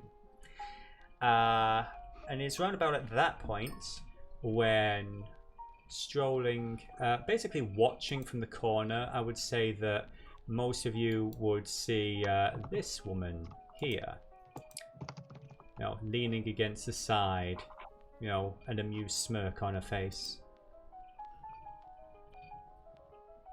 I must say... I've noticed that these kindreds seem to carry around their own atmosphere. Did you say that out loud to anyone in particular? No, it was just me being a dick in an internal monologue. Okay, no. But yeah, Bronwyn gives you a polite little hand clap, and you know what, the rest of the club actually joins in. She's like, wonderful, wonderful. I think I'll have to hire you all to be performers at some point if you're interested. Bluebird looks over at Tezi and says, very, very quietly, "Good game. Hello, Bronwyn. How are you today?" Ah, fantastic, my dear. Fantastic. Glad. Oh, you seem actually a little more peckish than the last we met. That's a shame. I've been exerting myself, trying to keep up with my friend, John. You remember John? And yes. This is Grigori and Alice and Tezi. Tezi, this is my friend Bronwyn. Or everyone, this is my friend Bronwyn. A pleasure. Pleasure to meet you all. I confess I didn't really expect to have as many come to visit, I believe the card was just for you. But if you are all friends of Miss Bluebird here, then that's quite all right. I was going to offer a little bit of business, but well, I mean, if you're all here to assist. We're all in town together. We haven't seen each other in a while, and I figured it was reasonable to assume that she looks around. You weren't busy. It's a shame, really. Well, in that case, please. Like the idea is like, hey, we're gonna liven things up, and maybe that'll help. Yeah. With your fact that you're not very busy tonight, you should be. It's not an insult. It's a, let's get this place, jumping a little. Well, how she interprets it, that's up to her, but For those of you who don't know who I am, my name's Bronwyn. I run this establishment and a few others. Well, as you can see, she gestures to, basically, you guys are the only vampires here. I like to keep this club open for, our mortal clientele. Most of what you're seeing here is, I would assume the best way to describe it would be a front. She nods. Well, I was going to make a joke about the drink selection, but I suppose that's unnecessary now. I was going to ask if it was an open bar, but I was a bit ashamed to ask. Oh no, I've heard it all before. Don't you worry about that. But yes, this is a establishment that prides itself on serving all kinds. I'm a bespoke caterer, you might say.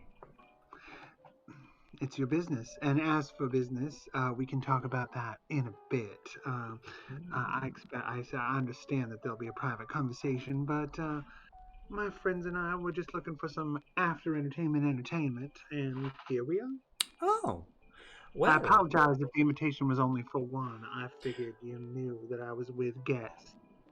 That was my failing. And my failing as a host, I do apologize. Oh, no. Never think anything like that, dear. So, enjoy yourselves, everyone.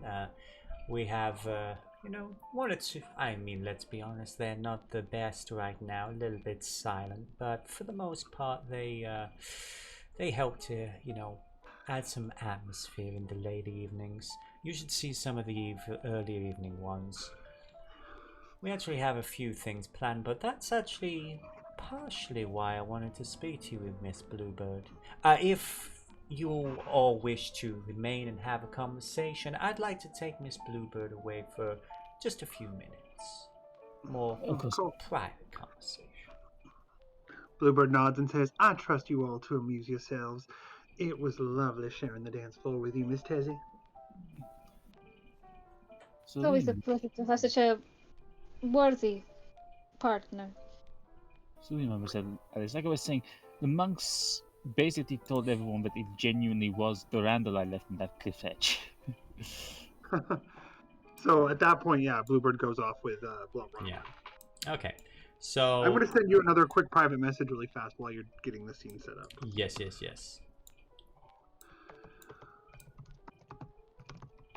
I would say, just because I'm a lazy swine, we're going to just separate the group like this. Yeah. Some theatre of the mind going on there. But yeah, while this is going on, Bertie would actually just give a Bluebird a glance, like a thumbs up or a thumbs down. Yeah. Everything all right? She flips invisible hair to him and then like walks up because her hair is really short. Yes. Like flip. Okay. So, while those two disappear for a minute, Bertie looks around to the rest of this group. So, how do you all know each other? I know a little bit about Miss Alice. She's rather new to everything, but what exactly is your history, if you don't mind me saying? Well, it would take a long time for me to start from the very beginning, but I will start with how I came to know Bluebird. Yes. And because Mademoiselle Tezi here. It was the 1920s. I was taking a break from my time in Philadelphia. Made my way further south towards Louisiana, New Orleans. I'm aware of it. I've yet to visit. Oh, an enchanting city. Positively enchanting. Fell in with a few witches there. Had a little bit of fun. And met Mademoiselle Bluebird. She had not long since turned. We got talking and... generally had a little bit of fun together. Interesting. Yes. I'm afraid, well, I know how Alice met Bluebird and everything, but for me, I was more, we met each other here in Chicago. Originally, I was, well, in spite of the accent, I was actually living in New York for a while. Things did not go well. Let us just say I didn't appreciate the culture there, and after being turned by some rather unpleasant individuals, I made my way over to a far more cultured city. There I met Bluebird here. That is understandable. Bluebird and I did spend some time in the 40s dealing with rather boorish individuals. Yes, she has mentioned that in the fact. She doesn't keep much in the way of trophies, but she does like to tell stories. She's, yes, I've heard some wonderful things. Oh, But yes, Alice, clearly a Nosferatu. I believe you, Banu-Haqim, new addition to the Camarilla and everything. Welcome. Miss Tezi, I know this is absolutely gauche of me, but I have to admit I'm fascinated. What family do you lay claim to, or is that a secret? Say I have my own my definition of family is quite that of a nomad of sorts. Interesting.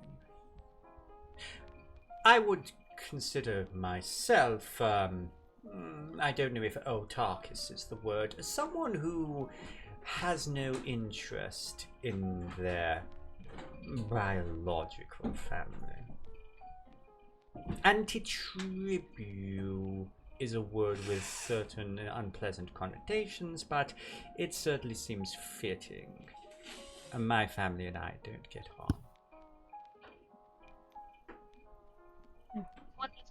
Wait, is it safe to say Ravnos, or are they still the spies in this case? It depends. It's a case by case basis. Oh my god. So my beautiful wife, this is bringing the game to a screeching halt. My beautiful wife, her hands are like blocks of ice. Cleveland sucks, guys. I'm so sorry. Get yourself a cup of tea or a hot water bottle or something. Yes. It was snowing here earlier on. Same. The worst thing was, it was so warm just barely 2 days ago that Colin could work from home in the front garden. The sun was that bright, it was that warm, and then today it was feckin' snowing. Yeah, same here. But anyway, sorry, back to vampires, and I mean, she actually feels like a vampire at the moment. It's kind of creepy. But yeah, might explain the bite marks on your neck. And the lack of complaints. Yeah. But anyway, I love that laugh. So yeah, it's entirely up to you, really. It is a case by case basis whether you feel safe or not, revealing who or what you are. you do know that for the most part, this group don't seem to be part of the Camarilla. They're more independent. You know that Grigori is technically a member, but that's more because his family have joined. So, your call. Okay. I am Ravnos, so I guess you could say I have no home. My home is the world. So, Alice, this, I would say this means nothing to you. Milton would not have really been able to go over like all the major history. He would have mentioned that like there's like around about 13 different vampires, and probably that Ravnos is one of them, but you probably wouldn't know anything special about them. But Bertie does sort of like raise his eyebrows a little. My dear, I must say you are quite the rarity. It is a genuine pleasure. You've suffered much, haven't you?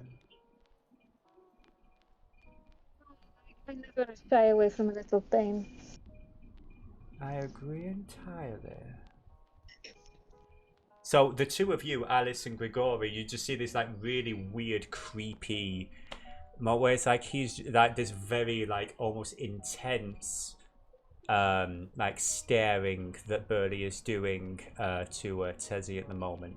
Whether or not that makes her uncomfortable or not is entirely up to Tezi, but he's just like fascinating. But while that's going on, Bluebird.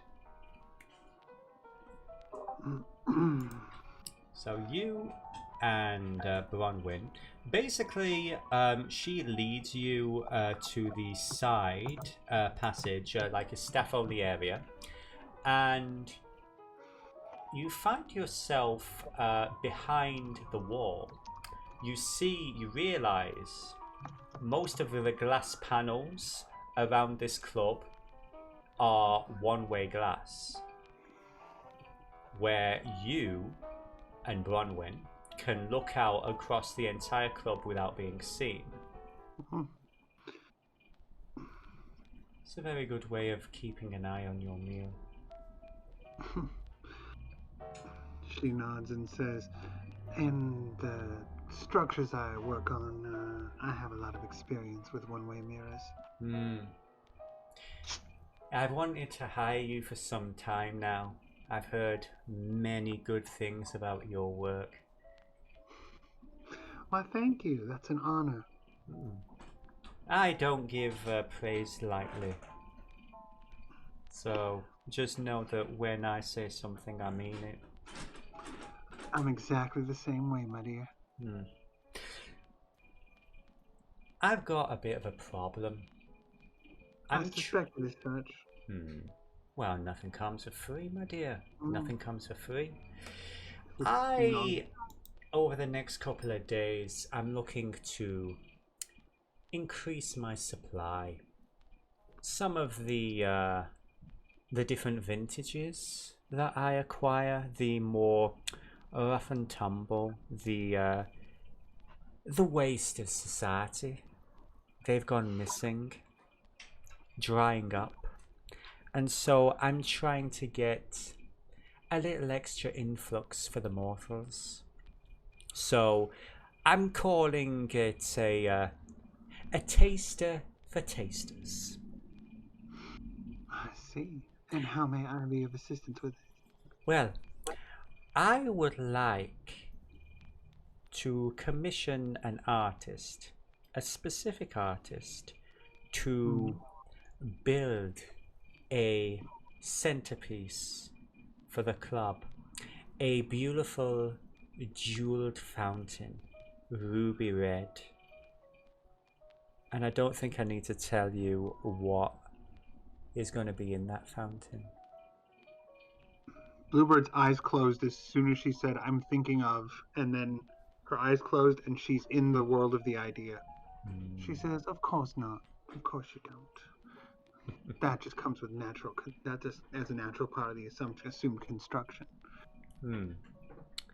So, This artist is an individual by the name of... why is his name? There we go. Dominic Lisale. Her eyes blink open.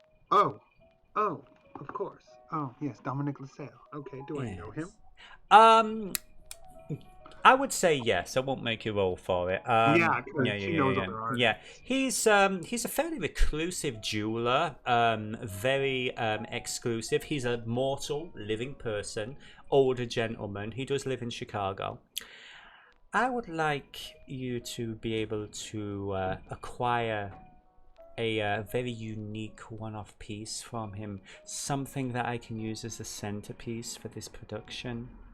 And I'd like you to help me design the rest of it, of course. But I need a piece of his as a center. And as a result, if we get an influx of new cattle, I'm going to show you what my real business is. And I would like to bring you on board. Well, I can't exactly say that I want to be on board without knowing what the business is, but I understand the implications. That's a fair point, well made. She is going to take you by the hand, and she is going to lead you to another side door. So... oh no! So, let me change the music a little bit. And she does say this as they're walking. She says, "You do, of course, know that the issue with the jeweler isn't even a consideration. I can do that in my sleep. I'll take care of that for you as a mutual favor. You don't have anything to worry about there. There's no price on my part for that, other than discretion." Good to know. She leads you down the stairs. I wouldn't charge a new friend to convince another artist of your worth. Well, let me put it to you this way. While I do care about the jewel and everything, consider it more of a test. I've already seen what you're like naked, but I want to see what you're like when you're working. How you solve a problem. She says, "I understand. Now, what was it you wanted to show?" And she says, a little quieter, she says, "Now, Bronwyn, what was it you wanted to show me?" This. She's leading you down a flight of stairs, and the luxurious interior of the blue velvet is sort of like left behind. You're getting more into stonework, basic, simple brick, red brick, and stairwells as you go down deeper and deeper into the basement and the bowels of this building. Clean or dirty? Well traveled. Good.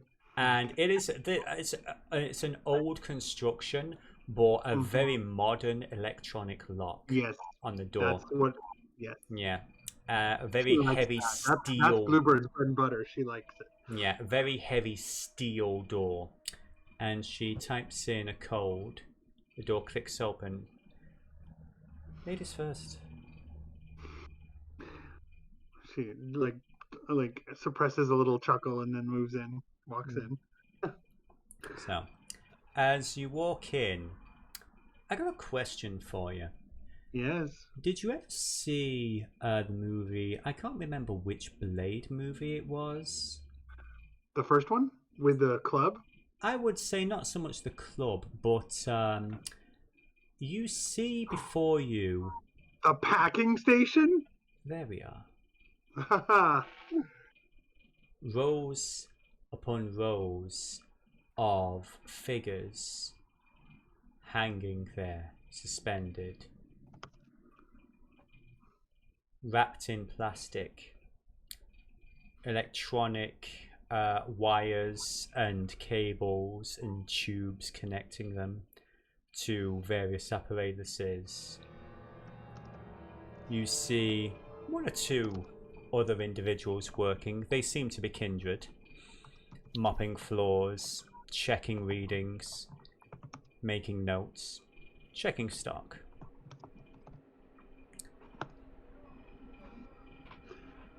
Bluebird's face falls a little bit. You seem disappointed. Now, why is that? She looks over and says, she flat out says it. She says, I'm not gonna lie, I am a little bit. It goes against my philosophy of how to handle cattle. She says, it's not anything where I'm offended with you, it's just a difference of opinion. I personally am advocating a system of the cattle being at least liminally aware. Flash frozen is... it doesn't let the blood build the way it needs to. I think it's disruptive. I'm not offended though. I feel as if I'm seeing... if I was a coffee importer who saw the coffee being prepared in a way that I think is a little less than exceptional, I could tell you my point of view, but it would take a little while. Just liminally aware. She says, I believe in free-range humans. And that is why I wanted to work with you, my dear. There's a little excitement. Are you looking to, little shaky voice, are you looking to, change up your systems? Expand, certainly. This is simple, easy. I'm looking for more unique flavor. Yes. And you are the woman that I've been wanting for a while. Bronwyn, I can get behind that 100%. I think you and I have more in common than I would have assumed. Good to know. She's flushed, as much as vampires get flushed. She says, yes, I can work with you on this. I have so many ideas. Honestly, I'm not gonna beat around the bush. I've been waiting for an opportunity like this for a while now. How far a reach do you think I have? She says, with that kind of question, I found it's always best not to make assumptions. As far as you think you should have, is my guess. Have you heard of the Circulatory System? Is that a thing? Do I know it? That is a thing. I would say I want you to roll me a... Give me a...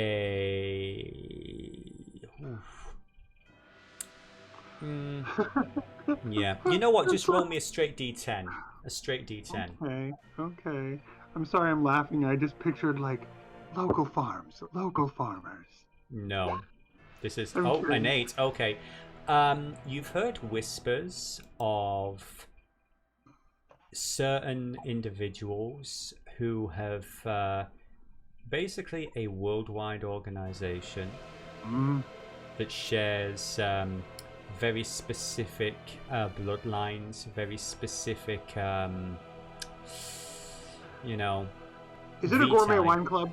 Kind of, but it is international. This is worldwide. Yeah, that's why I said global. Global, like a global gourmet wine club. And if this woman in front of you is actually the person running it, then this is a very influential, very powerful woman who is wanting you specifically to work for her. And she says, well, Miss Bronwyn, I had no idea. And the honor I said before doesn't even begin to cover that. I think we can do business, and I would want to help you as a matter of mercy to the world.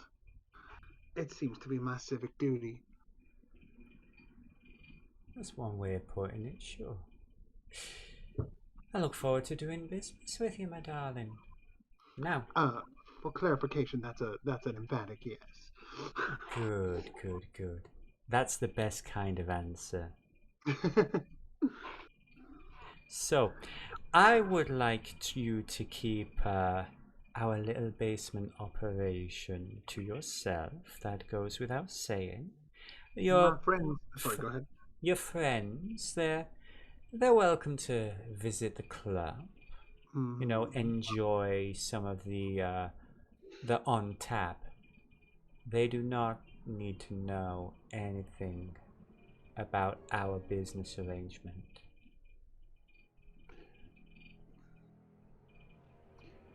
They will not know anything about our business arrangement. She says, short of mind control, I can guarantee that. Oh. Because she doesn't lie. Remember, she doesn't lie. You wouldn't happen to have anything that would help with that?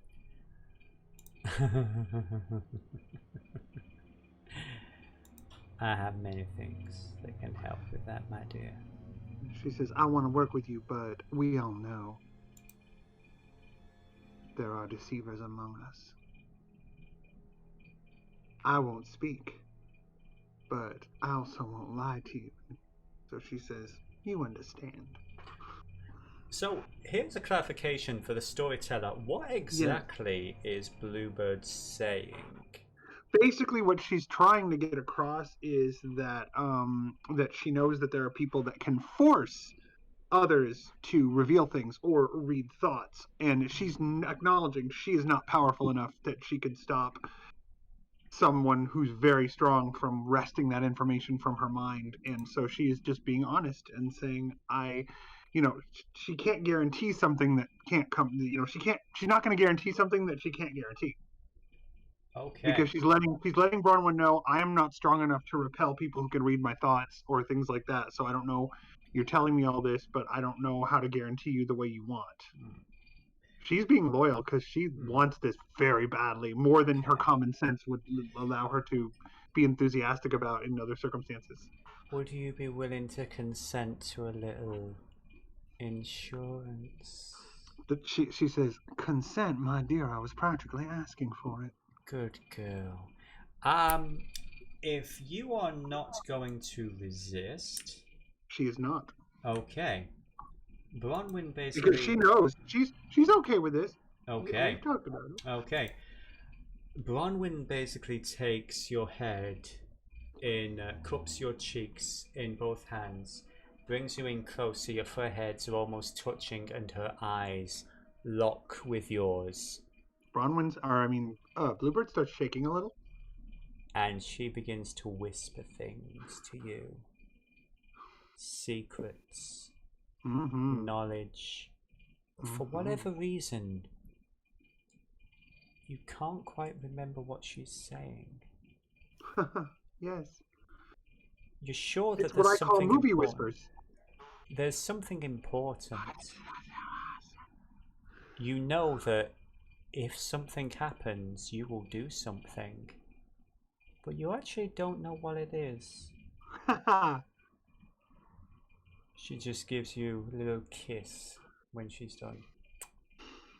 Good girl. Thank you. Meanwhile, I would say you guys basically eventually everyone heads back up to the group is reunited. Nobody has murdered anyone, I assume. Nope. Alice and Grigori and Tezi have all been sharing stories. Bertie is just kind of half listening, half staring at Tezi, a little bit curious. Basically, the best way to describe Bertie is a little bit, sort of like a rat-like version of Richmond from IT Crowd. Yeah. Yes. And I said to him, Benjamin, we've got to get out of here. Fascinating. So,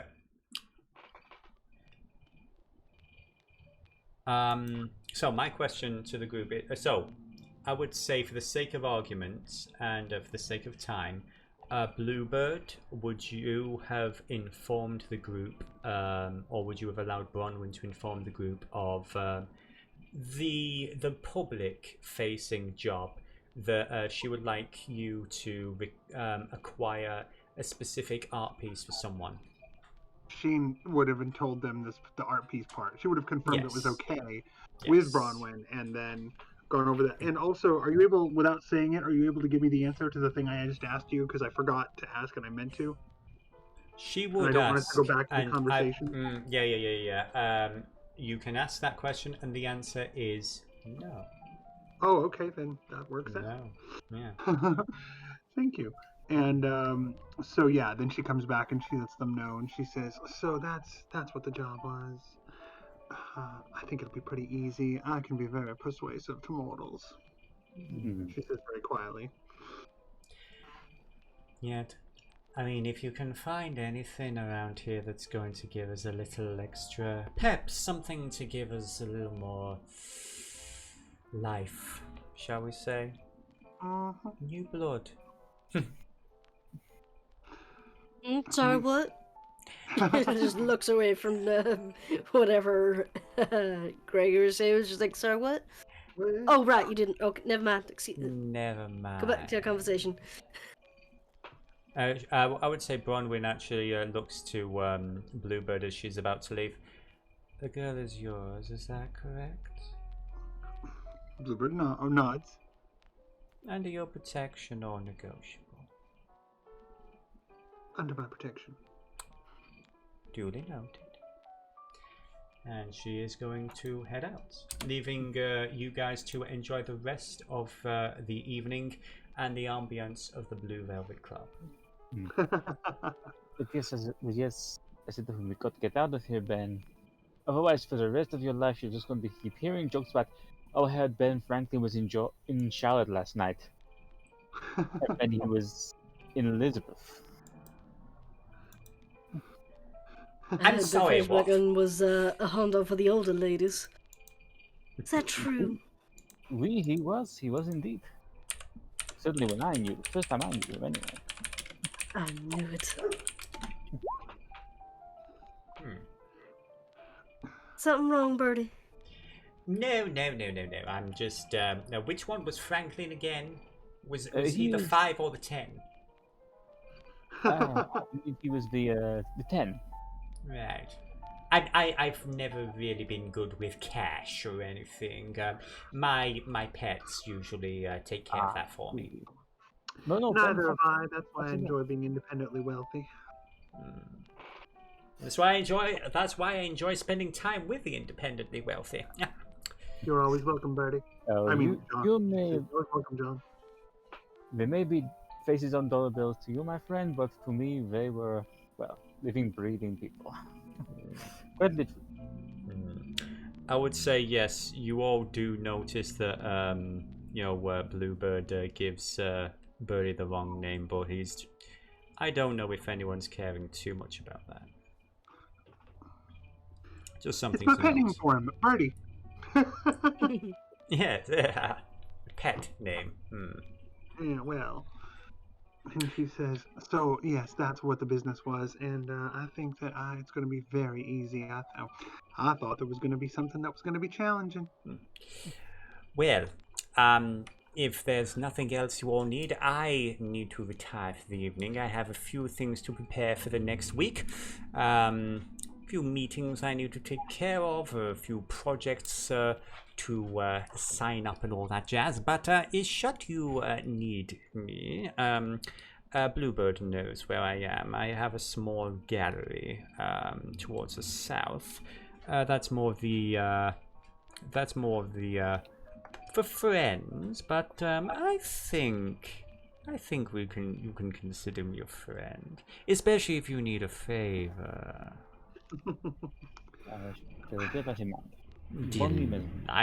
Delightful. Well, I really must be going. You all have yourselves a fantastic evening. Fly away, little birdie. Bon nuit, isn't it? Caw. Chin. And he's out. Well, it appears it's just the 4 of us this evening. Indeed. I enjoyed our dance earlier, Miss Tezi. If we get the opportunity, I might ask you to come along on my little job that I need to do for Miss Bronwyn. It's just convincing a jeweler to produce a work.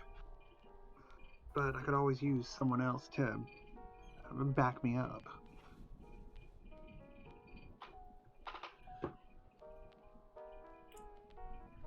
Speaking of, as the storyteller for Tezi and Gori, would you have mentioned at some point your meeting with Rosa Hernandez? Grigori would not, because Alice found him very interesting, and he's an old man. He's got a lot of stories, and I'm assuming she's been riveted by them.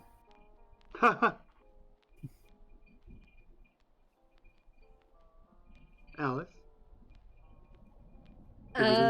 Yeah, she has been absolutely fascinated with all his stories. Yeah, he's tried to make sure he tells the most interesting ones. So yeah, this guy's been around for a while.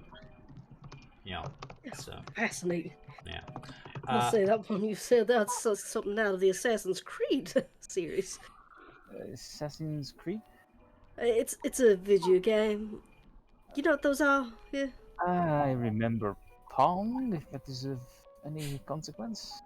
Imagine a movie where you get to control the main character. Ah, so they advanced that much. That makes a lot of sense. But so in that case, my question is to Tezi. Would Tezi bring up the potential, werewolf hunt to Alice and Bluebird?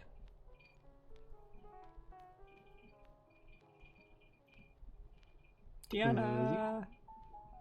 Pepita. I think we lost her. No, I'm here. I'm here. Oh gosh, Yay. you couldn't hear me. Sorry. Yay, we can hear No, you. I couldn't Yes. hear any of your answers. I couldn't hear your answer to me or Devilla. She was accidentally muted. Oh, okay. What was I saying? Oh yes. Dang it! I was just talking for a whole. Never mind. Okay. Okay. Now what was I thinking again? Dang it. Oh yes. Well, I don't know if she would be. Was she talking to Bertie? Because Bertie keeps looking at her kind of creepily, or no? That's a valid question. At this point, Bertie's actually left, but if you want to retcon a little bit, Bertie was kind of like, when he heard you were Ravnos, he was just sort of like that weird, fascinated. It's almost like a collector looking at a moth in a glass or that kind of thing. Like, you're a very fascinating specimen. It's like, ew, really? Ooh. That was kind of the energy that you got. The chatty Cathy. Okay. Mm-hmm, Well, let's see. Would she tell Alice about the wolf? Well, werewolf hunting. Maybe she would ask Alice. Well, I don't know if that counts though. If there's any technological breaks that can help in the pursuit of lupine or detection, would that be okay? That you can absolutely ask whatever you want. It is okay to do whatever you want, honey. She would have done, just out of curiosity, since Alice is so tech savvy, because she is. But does she tell us about the wolf hunt? I don't think so. I think she would just kind of be curious and feeling out, because does she know how Bluebird and Alice feel about lupine, or no? Not yet, I guess. To be fair, storyteller, Bluebird did mention absolutely despising them earlier. Okay. He had mentioned in passing when they were brought up once, disgusting dogs, just yeah. Ugh. Maybe she might have brought it up then. Okay. So, for the sake of argument, Alice, do you have an answer for that, Alice? That's my question. I'm sorry, I couldn't hear. Yeah, I couldn't hear whether. Me. Sorry. Please say again, Tezi. I apologize. Just out of curiosity, since those mongrels are the bane of both of our, well, not both, of all of our existence, are there any technological advances that allow one to detect them? Because I got ambushed the other day. I didn't even know it was coming for me. You got ambushed? What the hell? It's okay. You have one card. You have them all. What happened? Are you okay? Sorry, darling. It takes a lot more pain to make me scream. And you're talking about dogs? I would call them mongrels, but yes. Just this, like, grossed out face. She says, well, uncivilized things. We should burn down the forest and replace it with a big glass cage for them all. Is Alice aware of werewolves? Is that something that would have been covered in her short No, time? werewolves are... What the Right. fuck are they? Werewolves? The fuck? I'm sorry, you said you were attacked by a big dog? No. A lupine. Werewolves. I'm sorry. Those are real? We, along with fae, ghosts, witches, all manner of creatures. We're not the only ones. Maybe. You know, I really probably shouldn't be as surprised as I am, considering what I am right now, but werewolves are real? How? My goodness. I'm just gonna contemplate that for a moment. Alice, not only are they real, Yes, but they let's want just to say be that John real. Landis was a man ahead of his time. Ugh. Scowl from Bluebird. Sure, not all werewolves are bad. Yes, you didn't lose your car over one, buddy. Yeah, this is the place where Greg and I disagree. Bluebird. Oh, this is an underworld situation where y'all don't get along? For the most part. Personally, I thought Alexander was quite a charming gentleman when we worked with him in Bluebird. I don't know that I would ever say I worked with him. I tolerated him. Fact is, we had a common enemy. Yeah, Nazis are the only thing worse. So that Alexander who threw the Nazi into the prop plane engine, that was a werewolf? He was a lycan. Oh! You know, that completely changes my mental picture of what you did at that airfield now. Oh, that was a fun evening. Yeah, fun. She's all like, seriously, like, she's grumpy now. Bluebird looks. I take it you're not a fan of the puppies. They are disgusting, and personally, I would like every single one of them leashed and chained and in a glass cage. They could be in a zoo. I don't know. That's what I was saying. If we could just, get rid of their homes, put some things civilized in its place, like a nice farm. It's almost like you all did that with cities. Mm-hmm. You can't really get rid of good woodland. It's a nice, dark, deserted area in the middle of a city. Could be put to use. We Nagat's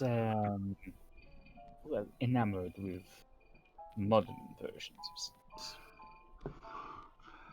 She says, I have a very particular vision of what a city should be, and there's no room for that kind there. My cities are civilized. I for one prefer the wild. Maybe it is just because, well, I'm an old man. That's why I love you so much, Gregory. You give me a different perspective than my own. It helps that Regardless, excusing my naivety of the topic, why were we discussing the puppies? Yeah, why, Tezi? Tezi and I are going to be having a little, shall we say, meeting with them, where I will get to practice my sword. So not a meeting where we would have to be, where you would have to be social. No. So you mean a meeting in the terms of like a mafia-style meeting where you meet them by turning them into meat? Precisely. We will be dancing. In the moonlight. Well, Serving I their don't head know. with a silver platter. You I like watch the Bluebird's colourful metaphors for killing people, folks, I must say. Bluebird's eyes darken, and she says, I don't suppose you would need an extra set of hands, would you? Gregory can attest. Sorry, go ahead. Well, we were not told we could not bring someone else with us, were we, Tezi? Oh, Greggy, we weren't. Then I suppose if no one else has any objections, I would very much like to get some exercise. As long as I would have free reign to handle the situation how I wish. That would be up to our client, but I have no objection. Then To concerning making it clear, I'm not so good with the dancing, as Grigori, sorry, put it. I can be quite sneaky if I need to. I've been always invisible in my real life. Oh, don't worry. I have no intention of putting you in danger if you come with us. That would be greatly appreciated. And besides that, my dear Alice, you stick with me long enough, I'll teach you how to defend yourself. That would also be greatly appreciated. Although then again, I wouldn't say no to learning how to wield a sword properly. Those are very You cool. have to stick with Gregory. I work barehanded. And Gregory can tell you I work very, very well. Oh, that is true. Believe me. I feel like we've slipped into innuendo territory. We have not. I sure wasn't. With him? With him? No. Oh, God, no. We are merely professionals. We're friends. No. Not, you know. She looks over and says, "What kind of lies have you been telling him, Gregory?" I told him nothing. I've been concentrating more on what was happening 200 years before you even turned. Works That for might have me. been my own corruptions slipping through, but regardless. Are you flirting? Sorry, go ahead. Can I go on, Bluebird? She says, "Were you flirting with Gregory, Alice? Come on, were you flirting with Gregory? Were you flirting Sweetheart, with you may have not noticed. I've been flirting with a lot of people tonight. What did I not notice? What did I say? I'm enjoying my new lease on, air quotes, life. Well, I should be more than happy to teach you how to use a blade. Delightful. Hopefully I'll catch you before your next nap. I hope so too. So is this something you want to do tonight? Because I think we're cutting it a little bit close for the sun. It will be tomorrow night. Yes, tomorrow night. An hour after sundown. I will have a Eugene come to pick you up. That's fair. Do you want me to wait at Miss Bluebird's place, or you come to me? Because I don't think my current lodges are accessible by vehicle. I would say meet us at Bluebird's place. If that's okay with you, Miss Bluebird, of course. My home is welcome to all true people. Delightful. But as I say, we should probably start getting on. Indeed, it is getting late. Absolutely. I have a lot to think about tonight. Oh, but Tezi, you never did tell me. Did you want to accompany me to the jeweler's? Could I count on your help? It's never That been doesn't that interfere quick with Sorry, what? any other plans that you have for Tezi, right, Dan? No, it does not. Then yes, I would be happy to look at some shiny objects with you. Then it's a date. Okay. So, I'm sorry, Tezi, you cut out of that last part then. Just don't expect me to buy. So, as we bring that scene to a close, you all make your respective ways home to the various places there where you will be sleeping for the evening. Now, my only question is for Tezi, actually. Where is Tezi going to be sleeping this evening? To be fair, Bluebird does invite her to stay at their place. She has that facility, remember, with different rooms. Yeah. So, because here's the thing. You, the previous night, you spent, or rather the day, we should say, you spent the previous day sleeping at Grigori's personal haven, up to the north. Yep. Given the nature of your condition, are you thinking of spending the night at the same place, or are you moving somewhere else? I was gonna say, because I don't know how long it takes for, like, how many nights it takes before, you can't be there anymore. Night. Unfortunately, it is Yep, every night. So yes, I have to go. But if I go, am I going to have a clash with Bluebird because of Lorenzo? Llewellyn, you mean? No. Tezi's ghoul, Lorenzo. Oh, no. Lorenzo is would be permitted, but there are rules about ghouls. They have to be brought to heel. No ghouls are free in her space. They are kept. I feel really terrible because my brain is going into bad places, but not those kinds of bad places. Okay, dang it. Hold on. It's both, let's be honest. There's no. I mean, Llewellyn is a beast, not a person. Mm-hmm. That is not part of the issue, and that has been made clear to all of them. But if you tell somebody like Tezi, well, she wouldn't say it that way. She would say what her actual words would be. He stays in the pen. If he comes, he stays in the pen, and that's Llewellyn's room, which does have it's got a bed in it, so it's like, and she says, there's a bed in there, don't worry, Llewellyn will stay on the floor. Or she wouldn't say Llewellyn, she'd say, my sweetie will stay on the floor. Would this give Tezi a little bit more insight into the nature of Bluebird? Probably a little bit, yeah. Well, she would say, there's a bed in there, but it goes unused. My sweetie stays on the floor. He knows that the bed is for people. It's all part of negative and positive reinforcement. I believe it's important.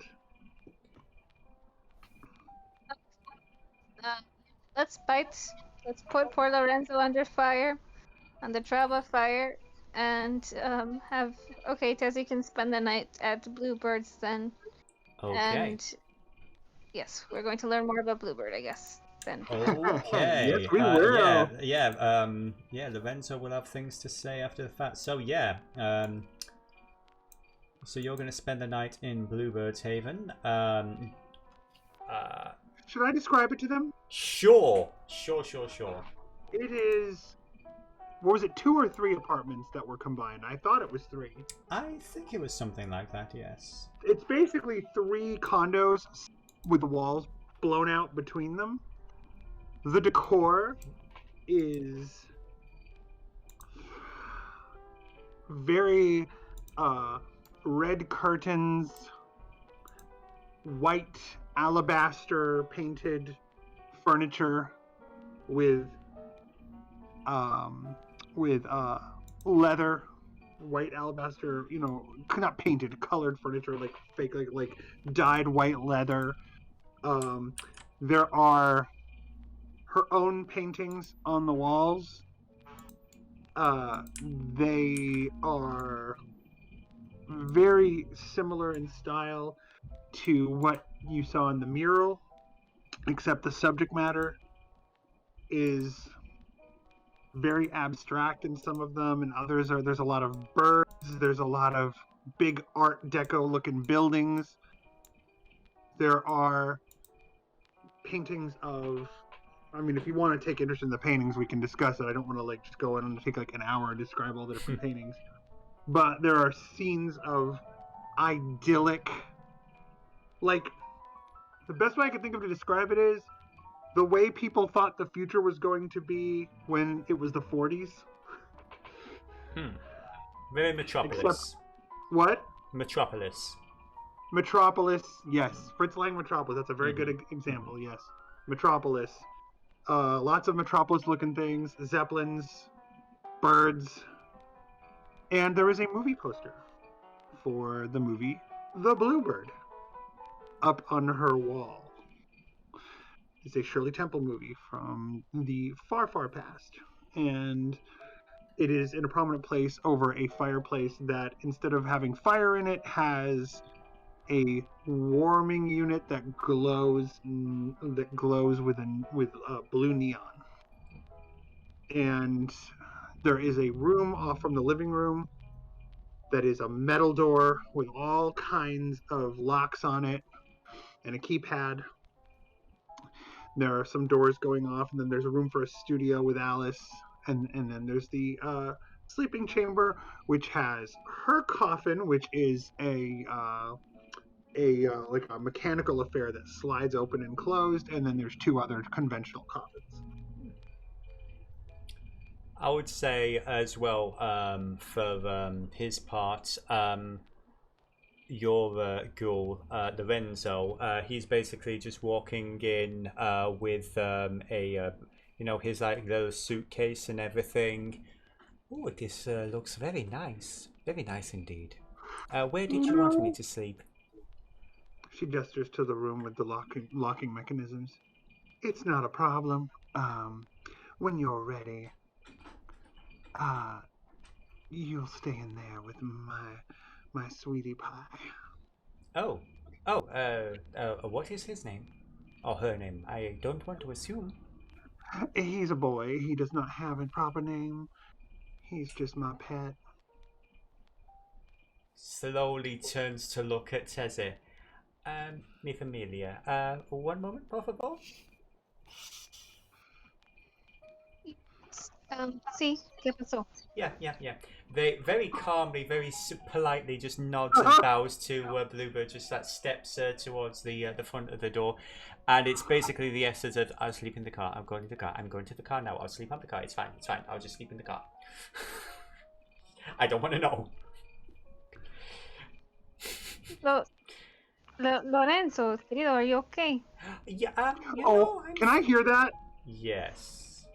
I insist on she says, I insist on providing my accommodations. What kind of guest would I be if I did not provide accommodations? There is a bed there. There is a refrigerator. There's all kinds of things you might need. Okay. He looks over to Tezi. Tezi, give me a because he doesn't want to do something. Do you want him to go into that room? Lorenzo is basically her family, so yeah. I mean, if she doesn't want to go in there, then she's not going to force him to go in there. Can I do one more thing? Sure. Can you indulge me one more thing, y'all? You haven't even seen it yet.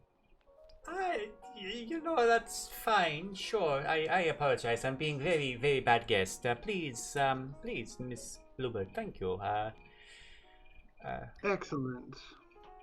And she goes and presses the keypad, and the locks hiss open. Clank, clank, clank. And she opens the door. And there is Llewellyn curled up in the corner.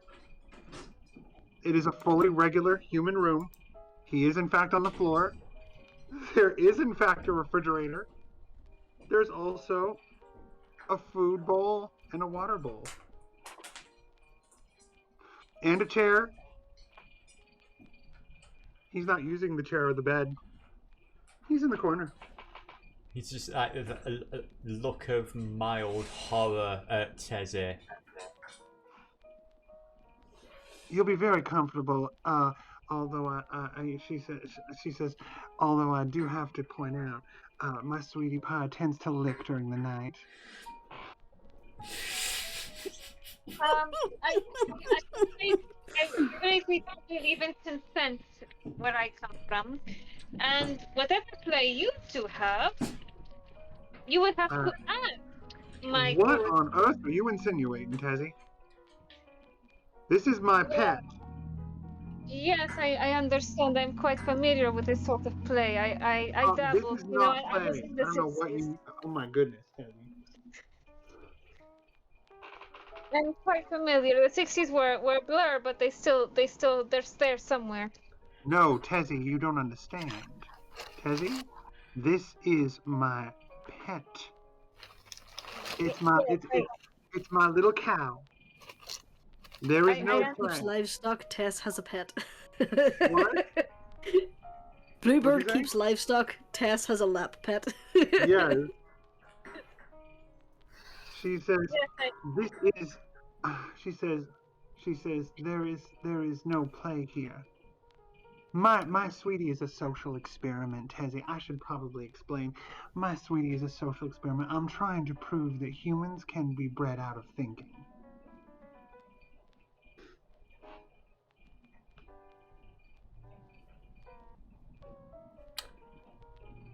What? Sorry, I spoke over you there, Deanna. Say again, please.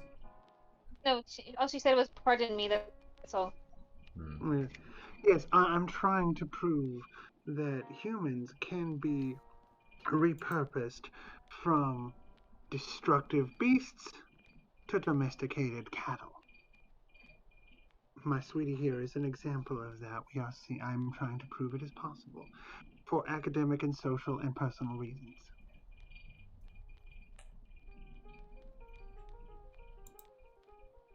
There is no play here. So he will not bother you. You needn't worry. I will simply give a command, and it will be obeyed. Lorenzo, while this is going on, Lorenzo is just squeezing your hand as tight as he can. Sweetie, do come out. My darling, you can sleep outside. know- It's okay. This is like, I'll tell you right now, Bluebird is trying to dominate the situation, and she's like, "Sweetie, heal." And yeah, again, Llewellyn, this poor, sad, the beast that you He's a have white killed. dude. He can do. Don't be sad for him. Jeez. He will basically, come out like. Again, it's a dude in his middle ages. He is completely naked. He doesn't even have a collar or anything. Nope. And he just basically, on his hands and knees, just next to Bluebird, eyes on the floor, waiting for. She bends down and rubs his head, the top of his head. His hair is very clean. And she says, "There you are." So, he can always stay out here in the living room, and you could, if it would make you feel more comfortable, you could go inside. I assume you would not deny my hospitality again. Lorenzo is squeezing Tez's hand in terror, but he kind of looks to the two of you and says, "Well, if the door is locked, then that should be fine." The door will be No, my dear. Your pet, Lorenzo, has been a very different kind of pet with me, and he has his own rights. I will not force him to stay somewhere he will not sleep well. I need him fully rested to protect me. Very well. If you insist on being a supporter of animal rights, sweetie, go back into your room. And then she just has him go back. Llewellyn basically. Again, Llewellyn and Lorenzo, I'm trying hard not to get the names mixed up here. It's okay. But he pads into his room and everything, goes back into the corner. A little bit of his soul just sweeps sadly. Sweetie, you can get yourself some ice cream. Slowly, and then she shuts the door. Yeah. Oh, wow. Bitch. But yeah, Lorenzo, just while Bluebird's back is turned and she's dealing with the door, he hugs Tezi. He almost picks her up and is just kissing her on the cheek, saying, "Grazie." And he's just out. He's gone. He's gone. So. I don't know why you would do that for them, Tezi. It makes them think they're people. He is. You need a proper dog train, don't you? Mm-hmm. That's exactly. Oh! Thank you, Alice. I'm glad you understand. Alice isn't here. That was just me being a bitch. Oh. Sorry. How does Alice react to all this? I mean, she's seen Llewellyn before. I assumed that Alice is not here at this point. This is literally just Tezi. Yeah, Alice went in the other direction to go home. Then yeah, that's fine. Then she says, ugh, but Tezi, you will stay, I assume. You have no, she says, I assume you, I just figured you would want your ghoul to be safe and secure and cared for. In such a lavish abode, I can only expect that nothing would happen to my property, including what is inside my property right now. Blink from Bluebird, but she says, of course. But you have full access to my accommodations. If you would like to play with Sweetie, you certainly can. Actually, I'm a bit fatigued, I'm afraid. It was quite a spirited dance tonight, was it not? It was. She says, I am impressed with your ability. Well, I'm impressed you could keep up. And she says, then shall we to our chambers? Yes, perhaps we can have a nightclub before we go to bed. Now, what do I have for blood? I would say you do, because Alice works for you and she is what is referred to as a bagger. She prefers bagged blood. You would have some that's for her specifically that you've been able to acquire. So you could use that. You could also make use of Llewellyn. She's not going to do that because she does not feed from Llewellyn. No. That is not what he's about. He's a social experiment. He doesn't get fed from, ever. I will ask you, you had said before that vampires can drain from each other? They can, but here's the thing. If a vampire drinks from you, then you get hungry. It's basically, it is a case of someone's going to get hungry. Yes, and Bluebird is okay with that for reasons. And so she says, now, is there a social component to it? There is a very important social component that I feel I should remind you both of. Can you remind me of the social blood component? bonding. As in, what? If you taste another vampire's blood, taste too much of it, and you become like a ghoul, right. You are bound to their will. She says, unfortunately, Llewellyn is not prepared for that sort of thing. There's always me, and so it's an offer, but also it's a there's that other social component to it. It's just there's always me, and she very gently puts out her wrist. I'm full. Thank you very much. You're welcome to, Tezi. Little grin. It's Tezi. How hungry is Tezi right now? Let us check Tezi's character sheet. Let's see. You are currently at hunger 1. You are the only way you would get any hungrier. The only way to relieve all of your hunger is if you were to hold Bluebird down and drain every last drop. Commit diablerie, devour her soul, and take her power for your own.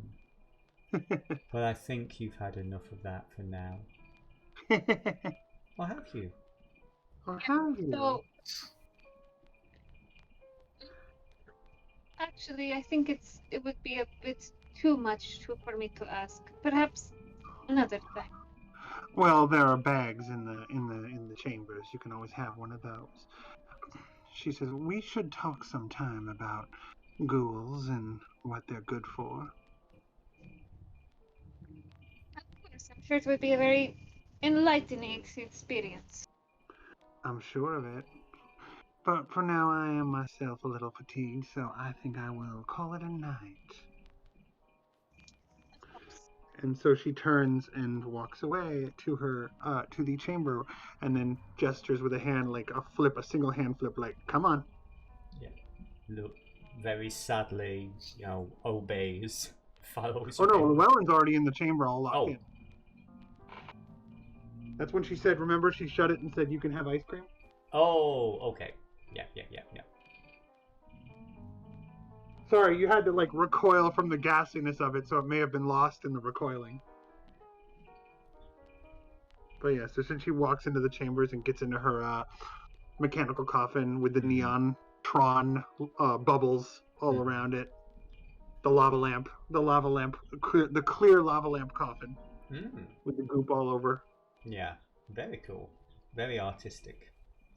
All right then. So very lastly, we go to Alice, and I would say very briefly, because I don't actually have a scene properly prepared. We find ourselves in Alice's Haven, which is somewhere deep underneath Chicago. Some vague location in in the Nosferatu Warrens. Milton, I would say we basically all we hear is Milton going, "Oh my god, is that a tattoo?"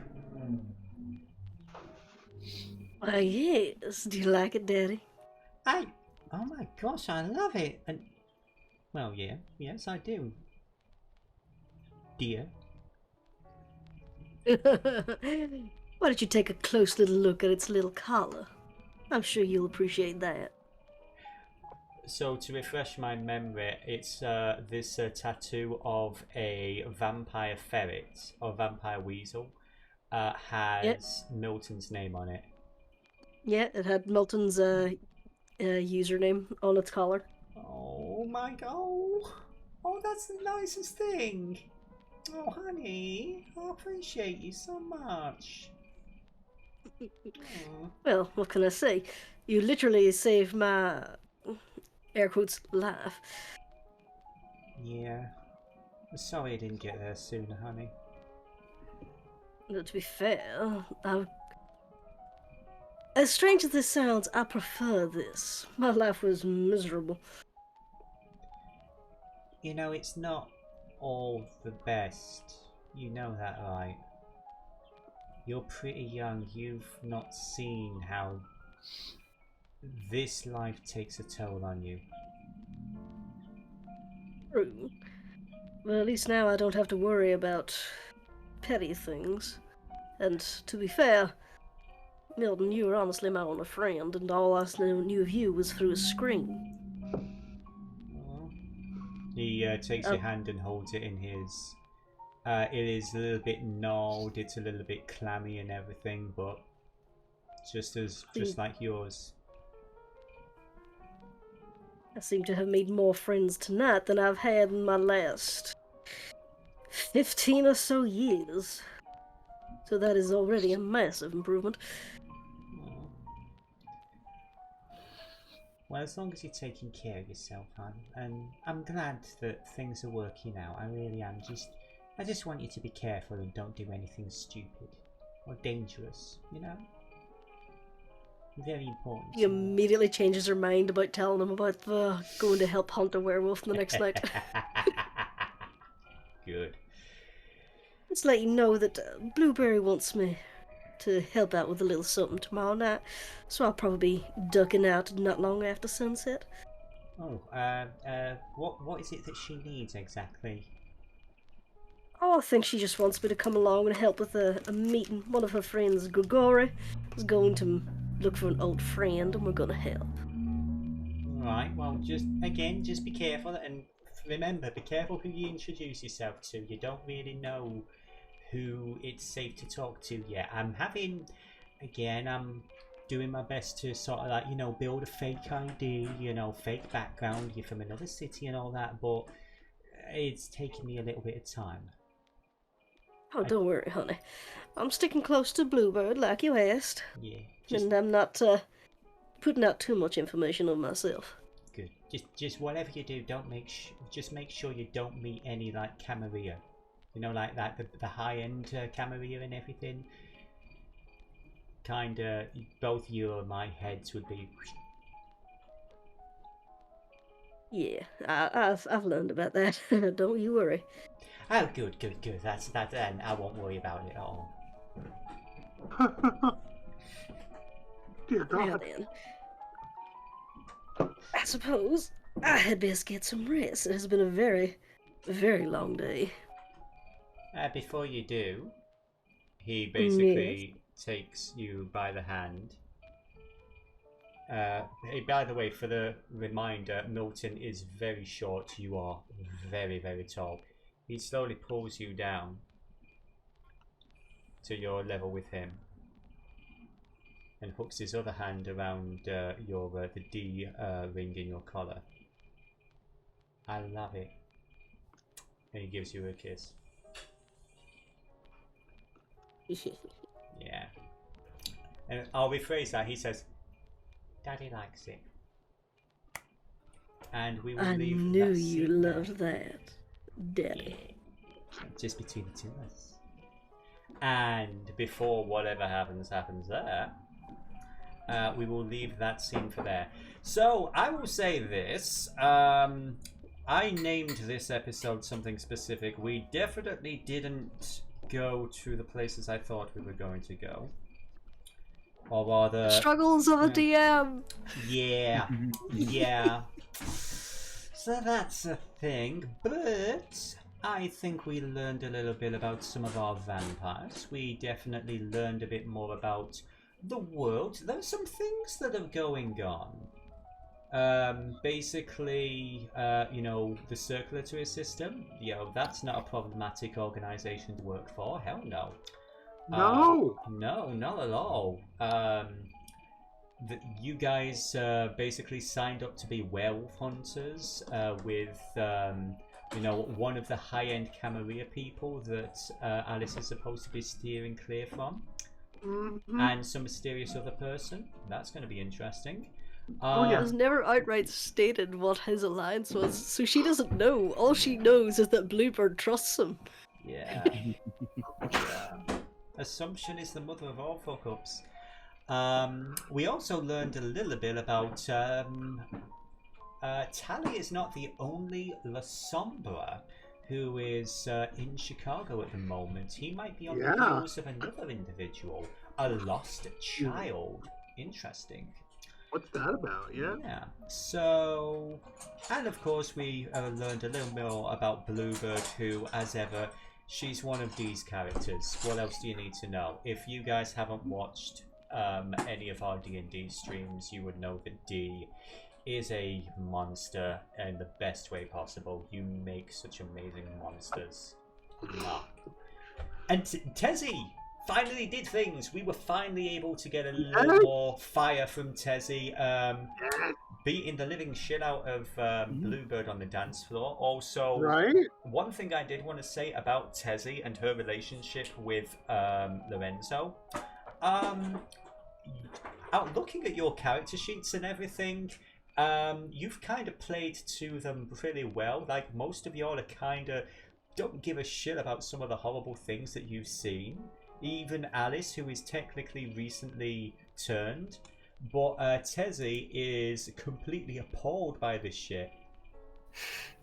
And justifiably so. She has the highest humanity out of any of you guys. Alice still technically hasn't seen anyone drained dry. I wonder who has. She hasn't seen anyone killed. Bear in mind that Grigori has lived for 900 years. He has done a lot of stuff.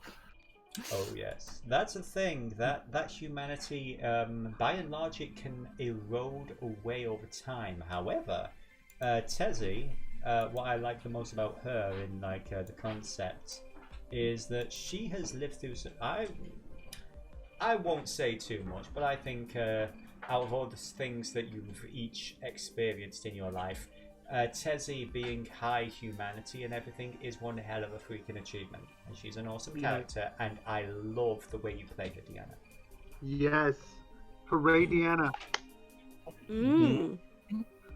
Alice is just still riding the high of novelty of the whole thing. Yeah. Yeah. She's just ecstatic to have escaped from her shitty life. Yes, it's not like Milton has been shielding you from the actual bureaucracy and bullshit of actual vampire existence.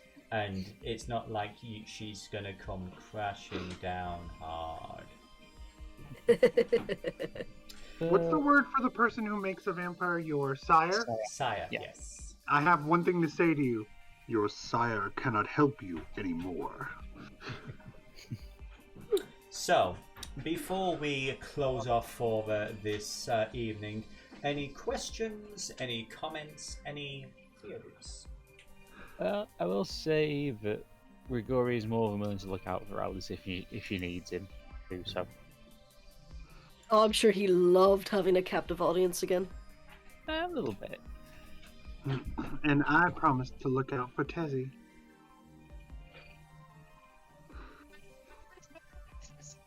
When you said look for, it's like if I'm going to convert her to help her see the light kind of thing.